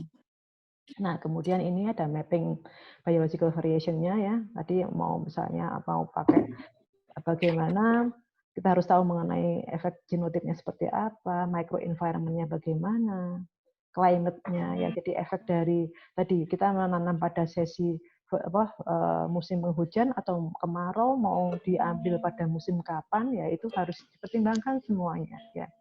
Jadi ini. Oke, jadi itu adalah masalah experimental design dan sample preparation-nya harus tadi, mungkin kita perlu cleansing tadi, ya, kita hentikan semua prosesnya, baru kemudian kita bawa ke lab dan sebagainya, itu harus dipertimbangkan. Nah, kemudian ada data acquisition, ada di sini bisa pakai NMR, bisa pakai GCMS, bisa pakai LC-MS. tergantung kebutuhan dan mungkin juga ketersediaan kalau saya bilang ya. Alhamdulillah kalau sekarang Pak Raffi sudah ada Orbitrap tadi ya, MSMS. Nah ini mungkin kita nanti bisa mencoba ke sana juga, analisis juga Pak ya, Pak Raffi ya. Nah kalau di UGM kebetulan kita baru punya misalnya NMR ya, dan kemudian ada HRMS juga yang bisa dipakai ya. Mungkin kita bisa bandingkan. Nah itu kemudian tadi masing-masing tentunya mempunyai kelebihan dan kekurangan ya. Kalau kita lihat di sini sensitivitasnya, kalau NMR itu misalnya mau buat fingerprinting itu bagus karena patternnya langsung terlihat ya. Tetapi kalau misalnya untuk tadi analisis kuantitatifnya jadi kurang bagus ya karena identifikasinya juga sulit dan kemudian juga untuk kuantifikasinya mungkin lebih susah ya. Nah itu karena overlap signalnya terlalu tinggi. Nah masing-masing ada kelebihan dan kekurangannya. Nah itu bisa kita kadang-kadang kalau punya semuanya ya itu paling bagus mestinya ya. Tapi karena alat-alat ini mahal-mahal sekali gitu kan, jadi ya mungkin kolaborasi itu menjadi salah satu solusi yang paling bagus juga. Nah, gitu.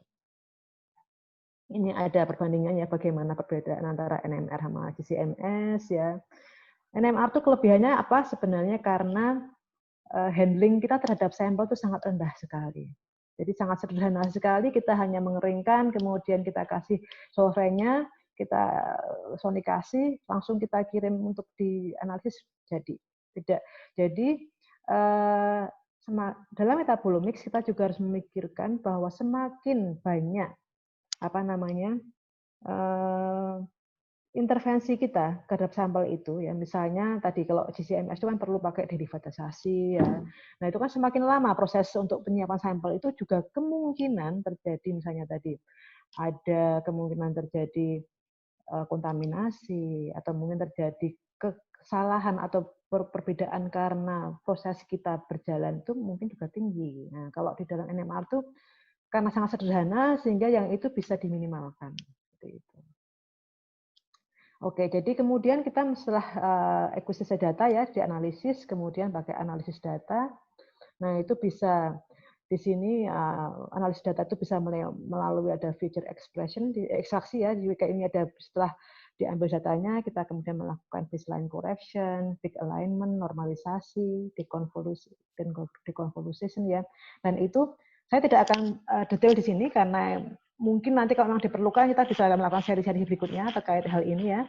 Kemudian ada statistical analysis yang menggunakan multivariat ya, kemudian interpretasi. Jadi nanti hal ini saya rasa kalau cuma setengah jam nggak cukup ya. Jadi ini harus memang kita pelajari lebih lanjut nanti kalau memang diperlukan. Ini secara umum apa yang dilakukan terhadap analisis data tadi ya, bagaimana kemudian kita mendapatkan data yang banyak sekali, yang beragam tadi, kemudian kita bisa reduksi ya, kita sederhanakan menjadi hanya prinsipal komponen ya, bisa 1, 2, dan 3 ini. Ada PC 1, ada PC 2, dan itu kemudian nanti kita gunakan untuk mendiskriminasi atau mengelompokkan sampel-sampel kita yang sangat banyak tadi ya. Kemudian softwarenya, nah ini tadi belum disebut ya. Kalau yang mau yang mahal ada gitu kan, ada Simca, ada Unscramble X ini adalah software-software berbayar yang sangat mahal menurut saya ya. Tapi yang mau yang gratis pun juga ada ya. Ada Metabo Analyst, ada R yang menggunakan Mixomix package itu juga gratis ya. Jadi itu sangat beragam dan ini nanti kalau memang diperlukan pun kita nanti bisa mengadakan suatu seri tersendiri yang terkait hal ini. Oke, jadi ini langsung saja saya kemudian pada bagaimana studi yang telah kita lakukan ya untuk stres tadi. Contoh di sini adalah stres salinitas ya. Ini ada dengan Bu Yekti juga dengan tim dari pigmented rice ya. Itu kita ada studi metabolimik pada tanaman padi berpigmen yang toleran terhadap salinitas. Jadi kita lihat di sini bahwa salinitas itu menjadi salah satu isu nasional juga ya karena banyak degradasi lahan yang terjadi karena salinitas sehingga kemudian kita memerlukan suatu mungkin kultivar yang cukup tahan terhadap salin ini. Nah, kita memiliki resource ya di Indonesia ini mempunyai padi berpigmen yang sangat banyak ya. Dan itu sampai saat ini belum termanfaatkan dengan bagus. Nah, di Jogja sendiri saja kita mempunyai cempol ireng itu macam-macam. Ada yang dari Sleman, Bantul, Kulon Progo, Gunung Kidul, dan juga ada yang dikatakan sebagai cempol ireng pendek karena memang dia relatif lebih baik dibanding yang lainnya. Nah, kemudian kita melakukan screening ya, bagaimana ketahanan salinitasnya itu, kemudian kita mendapatkan bahwa cempok ireng pendek ini adalah yang paling tahan dibandingkan dengan cempok ireng yang lainnya. Nah, kemudian kita pilih ya, kemudian kita pada studi resistensi dan ini ya, stres abiotik dan biotik ini, maka kita juga harus biasanya itu menyertakan yang namanya kultivar yang kontrolnya. Ya, misalnya di sini sudah ketahuan bahwa pokali itu adalah yang toleran, sedangkan IR64 itu adalah yang tidak toleran atau yang susceptible atau yang rentan. Ya. Maka dalam pembandingan itu kita selalu harus ada tadi kultivar-kultivar yang sebagai pembanding tadi. Ya. Kemudian kita di sini yang kita lakukan adalah studi metabolomik. Oke. Nah, dari situ kita seperti yang saya katakan tadi bahwa kita pertama kali harus biopsi terlebih dahulu, memastikan benar nggak loh ini statusnya itu memang benar-benar toleran apa tidak gitu kan. Nah, kalau kita lihat di sini baik pokali, cempok ireng pendek, kemudian ada IR64 itu terlihat sekali langsung ya di sini bahwa cempok ireng pendek itu mempunyai ketahanan yang terhadap salin yang sangat tinggi. Ini kita lihat di sini bahwa tanamannya masih bagus selama 7 hari dengan siraman garam ya, dibandingkan dengan yang lainnya gitu ya. Nah, kemudian setelah itu kita pilih ketiganya itu untuk analisis metabolomik ya, dengan NMR yang kita lakukan ya. Kemudian setelah itu kita dapatkan data NMR-nya, kita kemudian identifikasi senyawa-senyawa yang ada. Nah, ini ada yang teridentifikasi, ada sekitar 26 metabolit yang teridentifikasi ya. Dari sini misalnya ya ada yang dari gula, dari glukosa, kemudian dari fumarat, dari asam amino ya, dan berbagai macam senyawa-senyawa ini. Kemudian setelah itu kita lakukan analisis semi kuantitatif. Ya biasanya kita menggunakan internal standar di sana pakai TMSP atau TSP. Nah, baru kemudian setelah ada semi kuantitatif analisis kita kemudian bisa gunakan untuk tadi analisis statistiknya menggunakan multivariat. Kalau kita lihat di sini ternyata bahwa yang antara yang toleran, yang merah ini ya, kemudian dengan yang susceptible ya yang ini, yang hijau ini warnanya itu terpisah ya, cukup bagus ya, sehingga kalau kita lihat ke bagian loading board-nya, ini kita lihat di sebelah sini yang ada merah-merahnya ini yang di bawah ini maka kita lihat di sana senyawa-senyawa apa yang berperan terhadap susceptibilitas suatu tanaman padi tadi ini. Kita mendapatkan di sini bahwa ternyata ada prolin, glutamin, tirosin, dan GABA ini cukup berperan penting dalam menentukan resistensi atau susceptibilitas dari tanaman padi berpigmen yang kita gunakan ini. Dalam hal ini adalah cempok ireng pendek ini. Jadi itu mungkin nanti kalau kita cobakan pada tanaman yang lainnya dan memang seperti itu, maka kemudian nanti bisa memberikan bisa kita gunakan sebagai marker. Kalau kemudian kita juga bisa menggambarkannya dalam bentuk heat map. Contohnya di sini ya. Ini ada pokali, ada cempok ireng pendek, ada IR64. Pada IR64 yang susceptible tadi, kita lihat di sini bahwa antara yang 0, yang kontrol, yang tidak diberi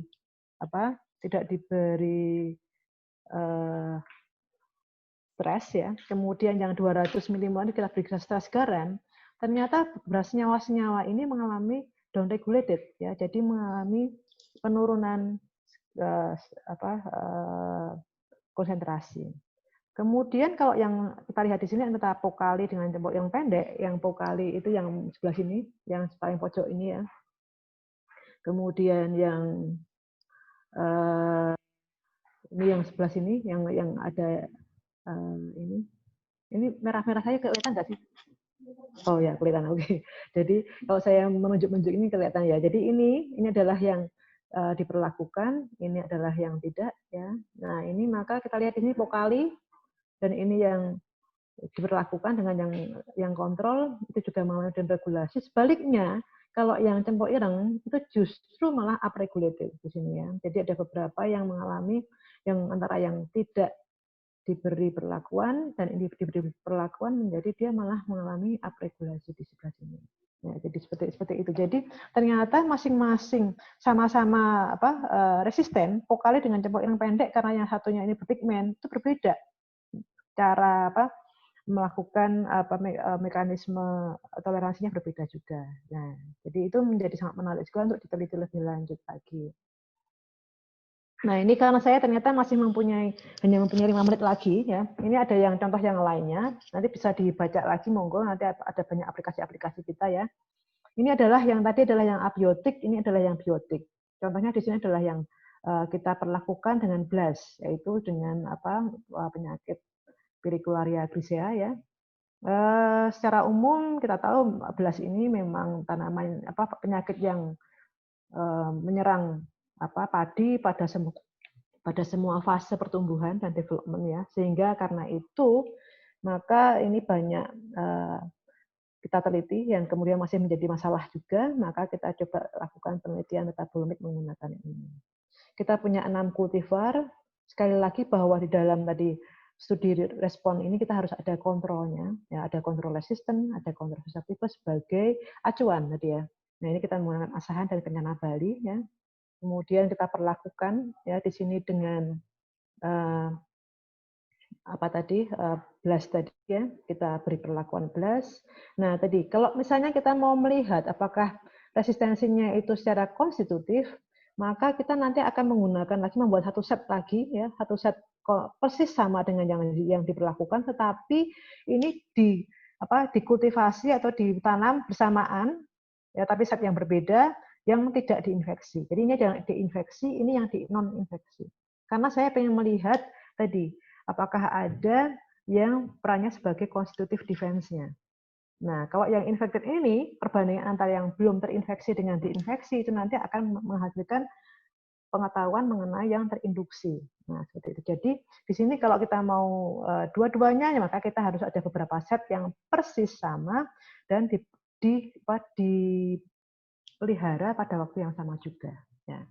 Kemudian tadi research design ya, kalau yang namanya metabolomics itu harus ada replikasi yang cukup. Tidak cukup hanya 3, kalau saya selalu minta minimal paling nggak 5, kalau bisa 8 lebih bagus lagi.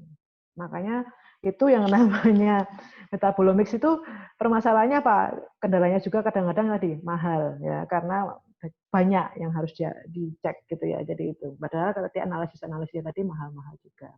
Jadi itu ya. Jadi itu kemudian kita dapatkan bahwa ternyata yang tahan itu ada cempok ireng ya, ini cempok ireng ini. Yang ini sangat tahan, ini adalah yang kontrol positif, ini adalah asahan tadi ya, tidak mempunyai resi sama sekali. Ini yang cempok ireng ini, wangi itu terlihat ada sedikit ya. Nah, kemudian setelah itu yang tidak tahan, ini kita lihat di sini ada Inmira, itu ternyata tidak tahan terhadap BLAS, ini sama dengan juga yang Kencana Bali. Sehingga kita mendapatkan kultivar yang tahan, ya, yang ini, dan kultivar yang tidak tahan. Nah, itu kita gunakan untuk metabolomics, kita bandingkan keduanya. Kita dapat berbagai macam metabolit yang kita bisa identifikasi, kemudian kita lakukan multivariate data analysis. Dan beruntung di sana ya, karena saya mendapatkan pemisahan yang sangat bagus antara tanaman yang resisten dengan yang susceptible. Nah, kalau kita lihat ke loading plot-nya, ternyata apa saja yang bisa berpengaruh di sana. Kita lihat ada fenilalanin, ada tirosin, ya, ada GABA dan sebagainya, yang ternyata itu lebih tinggi pada tanaman yang resisten. Sehingga kemudian kita kalau kita masukkan ke dalam jalur pathway, nah kemudian kita maknai bagaimana pengaruhnya terhadap tadi mekanisme metabolismenya, itu nanti kita bisa maknai lebih lanjut. Tapi saya tidak akan detail di sini ya. Nah ini hanya sebagai contoh-contoh yang lainnya yang sudah kita lakukan. Ini misalnya dari Mbak Eni tadi ada nggak di sini? Kayaknya ada juga Mbak Eni ya. Nah ini kita melakukan studi metabolomik untuk tanaman tomat ya, tapi ini untuk nematoda ya ininya stresnya itu ya. Kemudian yang ini bekerjasama dengan Bu Sastia dari Osaka ya. Kita melakukan juga untuk yang metabolomics pada berpigmen untuk walang sangit ya, itu ya. Kemudian, nah yang terakhir ini kerjasama dengan Perancis kemarin kita profiling untuk latexnya dan untuk Hevea brasiliensis untuk mendapatkan marker yang baru untuk terkait dengan penyakit TPD atau tapping panel dryness. Ini masih berjalan studi kita. Jadi itu kita kira-kira ya, jadi kita lakukan apa yang bisa saya sampaikan terkait dengan metabolomics analisis ya. Harapannya sekarang kita bisa lebih ada gambaran gitu ya, apa yang bisa kita lakukan, dan monggo nanti kita bisa diskusi lebih lanjut terkait dengan aplikasi-aplikasi yang lainnya. Saya kembalikan lagi kepada Bu Yekti. Monggo Bu Yekti. Ya, terima kasih Bu Nuning atas sharing ilmu yang sudah dan juga sharing pengalaman di bidang metabolimik ini dan juga penelitian-penelitian yang terkait dengan metabolimik yang boleh kita terima bersama pada pagi hari ini sampai siang hari ini.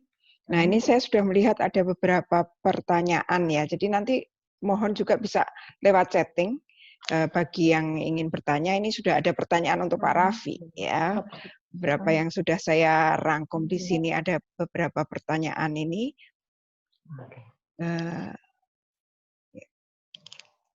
Jadi nanti ini langsung ke sesi tanya jawab ya, Pak Raffi ya. Pak Raffi sudah siap untuk ini ada beberapa pertanyaan ini Pak Raffi terkait dengan bagaimana analisisnya, dan juga ini dari ini saya melihat ada pertanyaan pertama itu dari Bu Mercy dari UNS ini ya. Bu Mercy dari UNS. Ya. Selamat siang Mbak Mercy ini. Mbak Mercy itu ingin bertanya kepada Pak Raffi mengenai instrumen yang digunakan seperti LC-MS. Itu kalau kita mau melihat ini ya, beberapa instrumen seperti LC-MS, spektrofotometri dan lain-lain itu keunggulan masing-masing dari instrumen itu apa. Kemudian nanti kita juga kalau nanti ini dilanjut juga dengan pertanyaan berikutnya dari Bu Marwati itu ya, tentang identifikasi senyawa kimia dengan metode fingerprinting berbasis chemometrik itu sampel. Ini ya teknis juga, sampel yang digunakan itu bentuknya ekstrak atau bentuk simplisia itu ya. Mungkin nanti sekalian bisa dijawab oleh Pak Refli ya, hal-hal yang berkaitan dengan teknis bagaimana kita menyiapkan sampel, kemudian juga instrumen yang digunakan. Ya, langsung saja jawab Bu ya. Ya. Nah, sekalian saja untuk dua pertanyaan tadi, kalau dari segi instrumentasi, ya memang masalah juga tidak, dibilang tidak masalah, ya juga masalah gitu Ibu ya, karena bergantung juga kepada apa yang kita punya. Tapi kalau saya pribadi punya prinsip, apa yang kita punya, yaitu kita gunakan. Artinya, kalau kita dalam metabolomics ini kan range instrumentasinya mulai dari yang low resolution hingga sampai kepada high resolution. Tadi saya sudah contohkan, kita bisa menggunakan yang UV-Vis, ya, tapi memang kalau kita menggunakan UV-Vis ataupun IR, ya kita nggak bisa sampai kepada mengidentifikasi komponen gitu ya. Artinya kita perlu yang lebih tinggi, misalkan NMR atau tandem kromatografi dengan mass spektrometri misalkan seperti itu. Jadi kita pilihannya mau bekerja di fingerprinting, mau bekerja di profiling atau di targeted, itu hampir semuanya itu akan terkait dengan metabolomic study. Intinya kita bekerja di rentang waktu tertentu untuk melihat berbagai macam perbedaan akibat treatment dan lain sebagainya. Tadi Bu Nuning juga sudah mencontohkan banyak sekali gitu ya aplikasi di bidang biologi ataupun juga di pertanian gitu. Nah, kemudian kalau dari segi untuk sampel yang digunakan, ya itu bisa dua-duanya begitu. Jadi kalau misalkan kita menggunakan simplisia saja untuk membedakan antar spesies A dengan B, dan kita punya misalkan saja inframerah dengan sistem attenuated total reflectance, ya kita bisa langsung menggunakan serbuk, atau NIR misalkan kita bisa langsung menggunakan serbuk begitu. Artinya kita memang memangkas gitu proses preparasi, yang kadang-kadang proses preparasi ini akan menyebabkan kita juga kehilangan analit atau kehilangan beberapa senyawa akibat tahapan-tahapan preparasi yang dilakukan. Ekstrak itu biasanya kalau kita memang menginginkan secara lebih kuantitatif, artinya karena kita ingin mengambil senyawanya itu secara sempurna gitu, misalkan demikian. Artinya juga Apakah ekstrak bisa digunakan untuk membedakan? Ya bisa juga. Dan mungkin itu akan lebih sensitif dibandingkan dengan yang kalau kita menggunakan serbuk. Jadi vice versa saja, Ibu, untuk memilih instrumentasi ataupun jenis sampelnya itu tadi. Kalau ingin kecepatan rapid, hanya membedakan saja, ya kita bisa menggunakan serbuk. Kalau ingin kepada sensitivitas dan lain sebagainya, kita bisa menggunakan ekstrak. Begitu, Bu. Ya, terima kasih Pak Raffi. Kemudian Pak Raffi ini juga ada pertanyaan juga yang terkait dengan ini ya. Mungkin nanti Bu Nuning juga bisa juga memberikan jawaban begitu ya. Ini ada juga yang bertanya tentang sampel itu biasanya kalau kita sampling itu lama waktu ada mungkin ada range waktu yang diperbolehkan misalnya, itu harus kita simpan seperti apa ini ya. Terus kemudian sebelum kita nanti dianalisis di lab gitu ya. Ini dari Saudara Eka Sari ya. Saudari Eka Sari ini. Kalau waktu sampling untuk kajian metabolit tanaman obat dan kajian metabolit tanaman itu biasanya itu nantinya kajian ini pada jam ini ya, waktu terbaik untuk sampling tanamannya itu kapan gitu.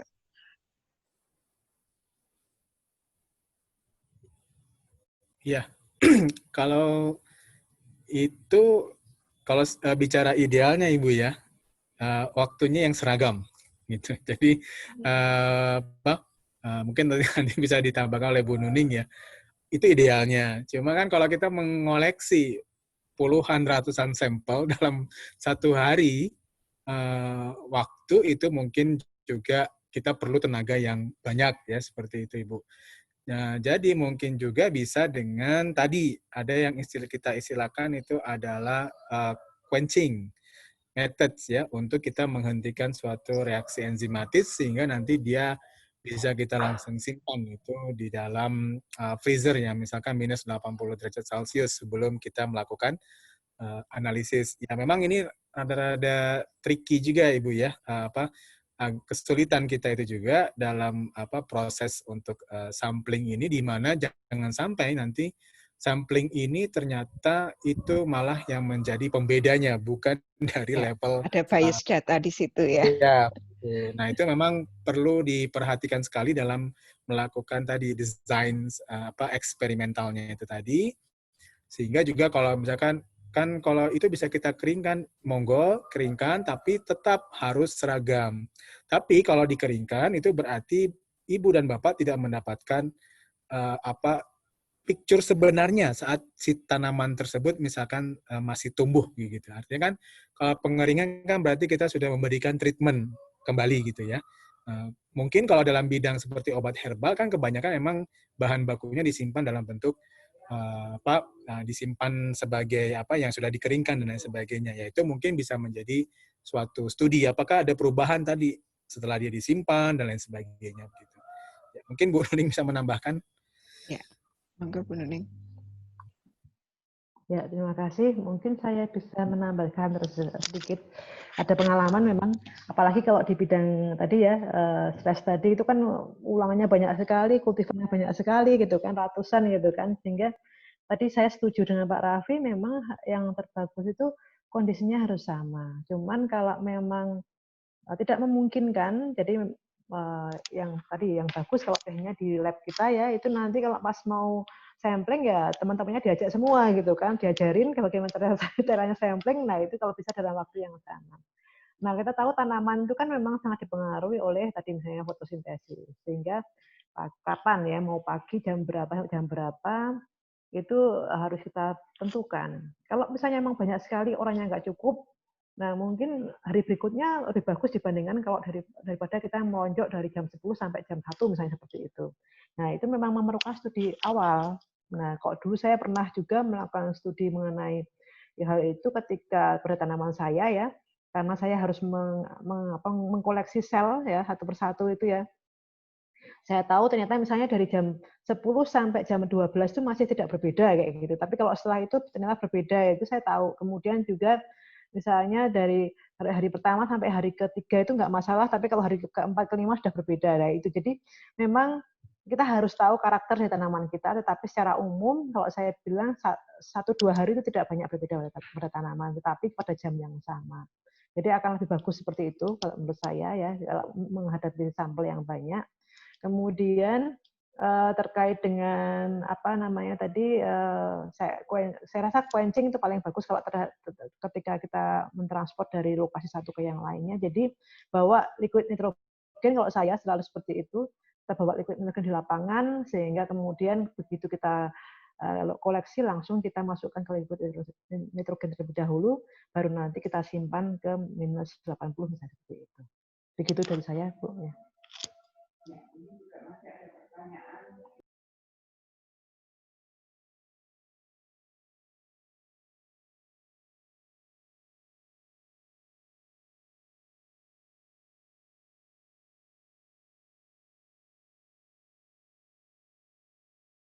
Ya, saya kira Pak Raffi juga terbuka untuk diskusi dan ini banyak sekali pertanyaan yang ditujukan ke Pak Raffi juga ya mengenai ini. Juga ada pertanyaan ini Pak Raffi menarik. Bagaimana menyikapi beberapa senyawa dalam jamu yang tidak distandarisasi ya, mungkin tidak distandarisasi karena mungkin di dalam jamu itu kan banyak sekali senyawa yang ada. Ini dari Saudara Andi Wijayanto yang menanyakan itu mungkin kan saling, yang satu itu mempunyai efek yang saling berbeda begitu ya. Kontras efeknya, misalnya satu itu misalnya tadi yang contohnya pegagan ya, itu perbedaan konsentrasi itu sangat kontras efeknya terhadap kesuburan misalnya, tapi konsentrasi besar justru bisa menimbulkan kemandulan. Ini bagaimana kita mungkin menyikapi beberapa senyawa yang di dalam jamu itu yang mungkin perlu kita standarisasi, bukan hanya senyawanya tetapi juga mungkin konsentrasi senyawanya itu ya. Iya, Ibu. Kalau ini mungkin lebih tepatnya ke kawan farmasis ya untuk jawabnya, karena memang akan terkait dengan dosis tadi ya. Jadi kalau memang ada perbedaan dari segi konsentrasi metabolit itu tadi, ya memang kita akan bisa mendapatkan hasil yang bisa berbeda begitu ya. Kadang kalau dia terlalu tinggi akan menjadi yang bagaimana, atau terlalu rendah akan menjadi yang bagaimana. Ambil contoh itu saya pernah baca, ada suatu biji yang digunakan, itu kalau dipanggang itu bisa untuk penyakit gangguan masalah di dalam lambung ya terkait pembengkakan, tapi kalau dia dipanggang itu ternyata bisa digunakan untuk mengobati batuk seperti itu ya. Jadi mungkin perubahan-perubahan komposisi kimia akibat proses pasca panen kalau ya di situ ya, nah itu bisa membuat aktivitas biologisnya itu bisa kita gunakan yang berbeda-beda. Nah kemudian terkait dengan level konsentrasi saja, misalkan tadi kita melihat kalau kita panen pegagan di umur 2, 3, 4, 5, 6, aktivitas antioksidannya saja juga sudah cukup berbeda, itu menandakan ya mungkin Bapak dan Ibu punya pengalaman, misalkan kok saya waktu minum jamu A, enak gitu ya, dalam sehari langsung enak gitu rasanya badan. Tapi pada saat suatu waktu tertentu, minum yang sama, produsen yang sama, tapi perlu waktu beberapa hari misalkan, baru dia memunculkan. Itu mungkin akibat level konsentrasi senyawa bioaktifnya yang memang relatif berbeda. Memang jadi di dalam obat herbal ini ya agak panjang ceritanya dalam proses standarisasi itu ya kita mulai dari proses penanaman hingga sampai kepada proses produksinya gitu ya, agar memang dia bisa kita jaga kekonsistenan dari khasiatnya. Gitu Ibu. Ya, terima kasih Pak Raffi. Ini sepertinya banyak pertanyaan-pertanyaan, tapi kemudian mungkin nanti kita tidak punya banyak waktu juga untuk bisa menjawab semua pertanyaan yang ada. Nanti kami akan merangkum pertanyaan itu dan kita menyampaikan kepada, mungkin Pak Raffi masih bersedia ya nanti untuk memberikan jawaban secara tertulis begitu, nanti akan kita sharingkan juga. Jadi ada pertanyaan-pertanyaan itu nanti akan kita rangkum karena ini banyak sekali dan mungkin ada hal teknis juga yang nanti kalau kita akan bahas itu mungkin akan membutuhkan banyak waktu juga di sini. Sehingga ini mungkin nanti ini kita masih tinggal 3 menit ya ini waktunya. Nah, ini untuk Bu Nuning ini ada beberapa nih yang tertarik juga dengan bagaimana kita melakukan ini ya studi mengenai ketahanan tadi. Itu tadi ada yang tertarik dengan penggunaan pada ketahanan terhadap BLAST. Apakah sudah diuji untuk setiap ras patogen BLAST-nya? Kemudian yang kedua, varietas asahan bisa dikatakan ketahanannya sudah agak patah. Apakah ada pengujian terhadap varietas pembanding lain seperti situ patenggang? Gitu. Ya, monggo Bu Nuning. Mungkin ini ada pertanyaan dari peserta yang tertarik dengan resistensi. Matur nuwun Bu Yekti. Untuk BLAST yang kita pakai sementara masih 173 ya. Kita dapatkan dari Bogor waktu itu ya, dari Tribun Percobaan Muara Ciapus Bogor. Yang lainnya belum. Jadi saya kalau memang nanti tertarik kita bisa diskusi lebih lanjut saja, monggo. Dan sementara sampai saat ini kita masih menggunakan asahan. Jadi memang yang situ patenggang ini belum pernah kita cobakan. Nah, ini menarik sekali saya dapat informasi seperti ini ya. Jadi kalau memang tertarik nanti kita bisa bersama Ibu atau apa tadi yang bertanya ya. Nah, monggo. Nanti diskusi lebih lanjut ada email saya atau mungkin juga ke WA saya kalau mau tertarik nanti ya, monggo nanti kita bisa diskusikan bagaimana kita mungkin ada bersama. Silahkan. Ya, gitu. Ya.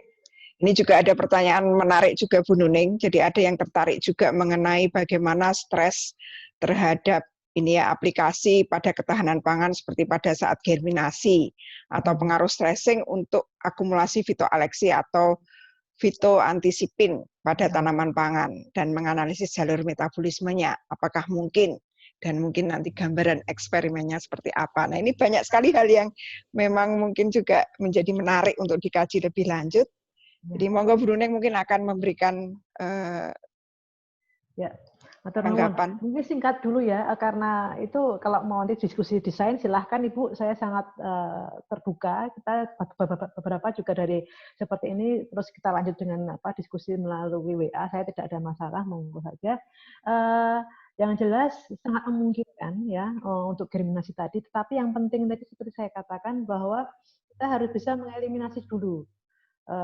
Kemudian tahapannya bayangan saya, maksudnya desain itu nanti akan mulai kapan kita mau mengambil, karena senyawanya itu kan tadi seperti yang dikatakan Pak Raffi, umur kan sangat pengaruh sekali. Nah, sehingga nanti mestinya pengambilan sampel itu tidak hanya dalam satu kali titik, tapi ada beberapa titik pengambilan beberapa titik umur ya, kemudian semua diperlakukan sama. Nah itu nanti kita bisa mengecek pada umur berapa kemudian senyawa-senyawa tadi akan menjadi terekspresi lebih tinggi ya, seperti itu. Nanti untuk desain detailnya nanti bisa dilanjutkan, silahkan ya. Ya, terima kasih Bu Nuning. Ini mungkin tadi saya menjanjikan kalau ada yang mau raise hand untuk bertanya secara live. Ada satu orang mungkin saya beri kesempatan.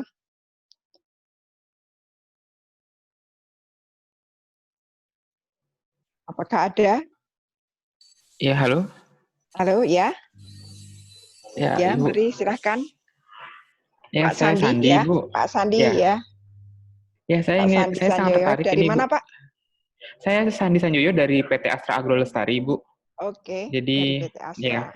kami meneliti tentang kelapa sawit. Cuman saya sangat tertarik dengan tadi Bu Nuning menyatakan bahwa mungkin kita harus mengeliminasi dulu faktor-faktor lain ketika kita melakukan metabolomics, Bu ya. Nah, ini ketika Ibu Nuning melakukan percobaan yang metabolomics untuk padi ini, apakah Ibu Nuning melakukannya di lapangan atau mungkin di dalam chamber ataukah dalam sebuah rumah kaca, dan apakah ini menggunakan clone atau varian ini tiap individunya sebenarnya berbeda? Itu aja mungkin pertanyaan saya, Bu. Terima kasih. Langsung Bu Nuning.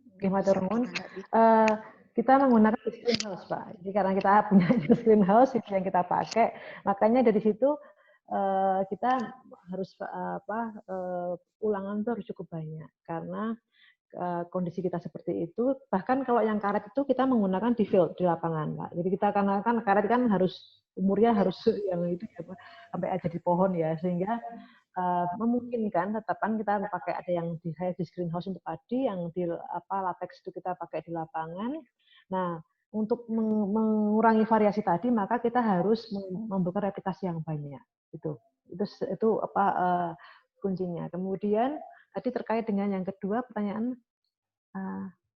Yang kedua tadi bagaimana meminimalisir tadi faktor-faktor yang Ya, jadi ya memang harus dilakukan pada saat yang sama ya, pada saat yang sama ditanam, kemudian juga apakah itu tadi termasuk klon atau kultivar tadi ya? Ya, Nah, itu klon apakah memakai sementara klon? kita pakainya ada yang kultivar untuk yang tadi, yang klon yang untuk yang karet ya, kita pakainya klon.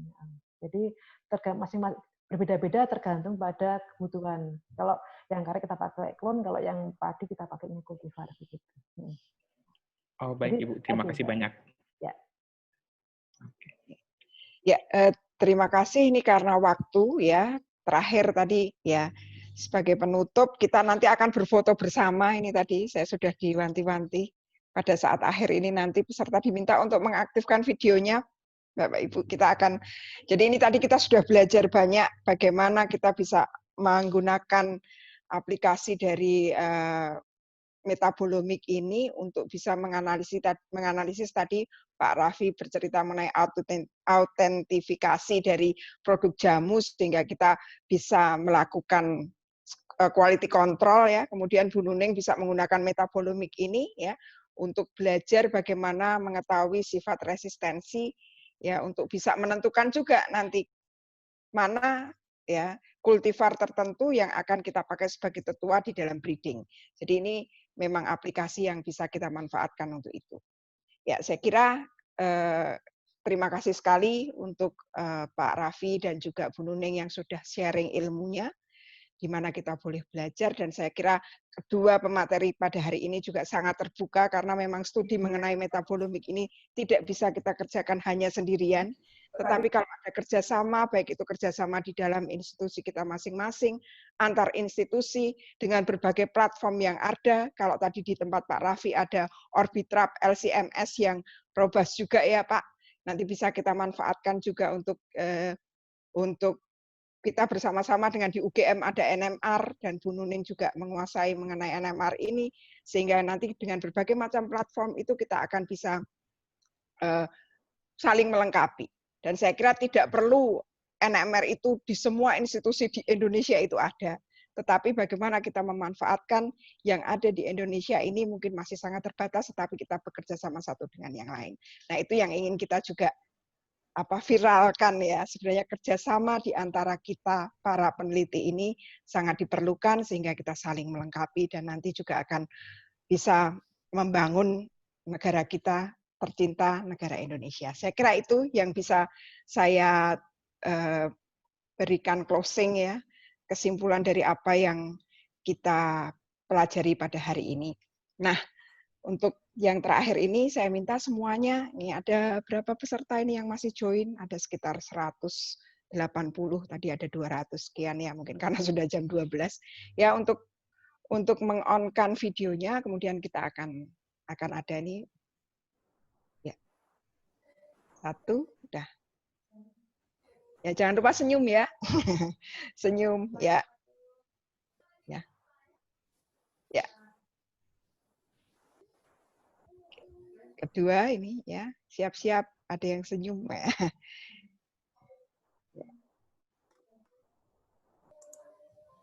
Wah.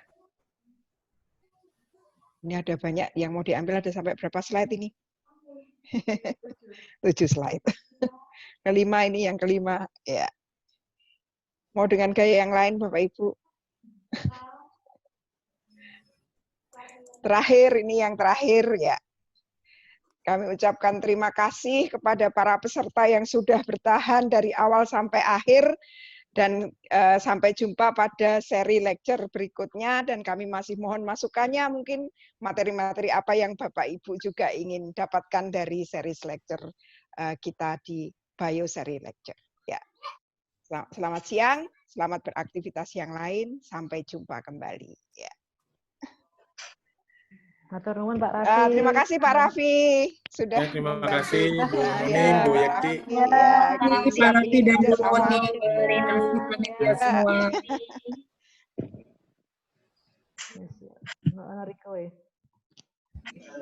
Terima kasih Bu. Terima kasih Mbak Yekti, Mbak Nuning.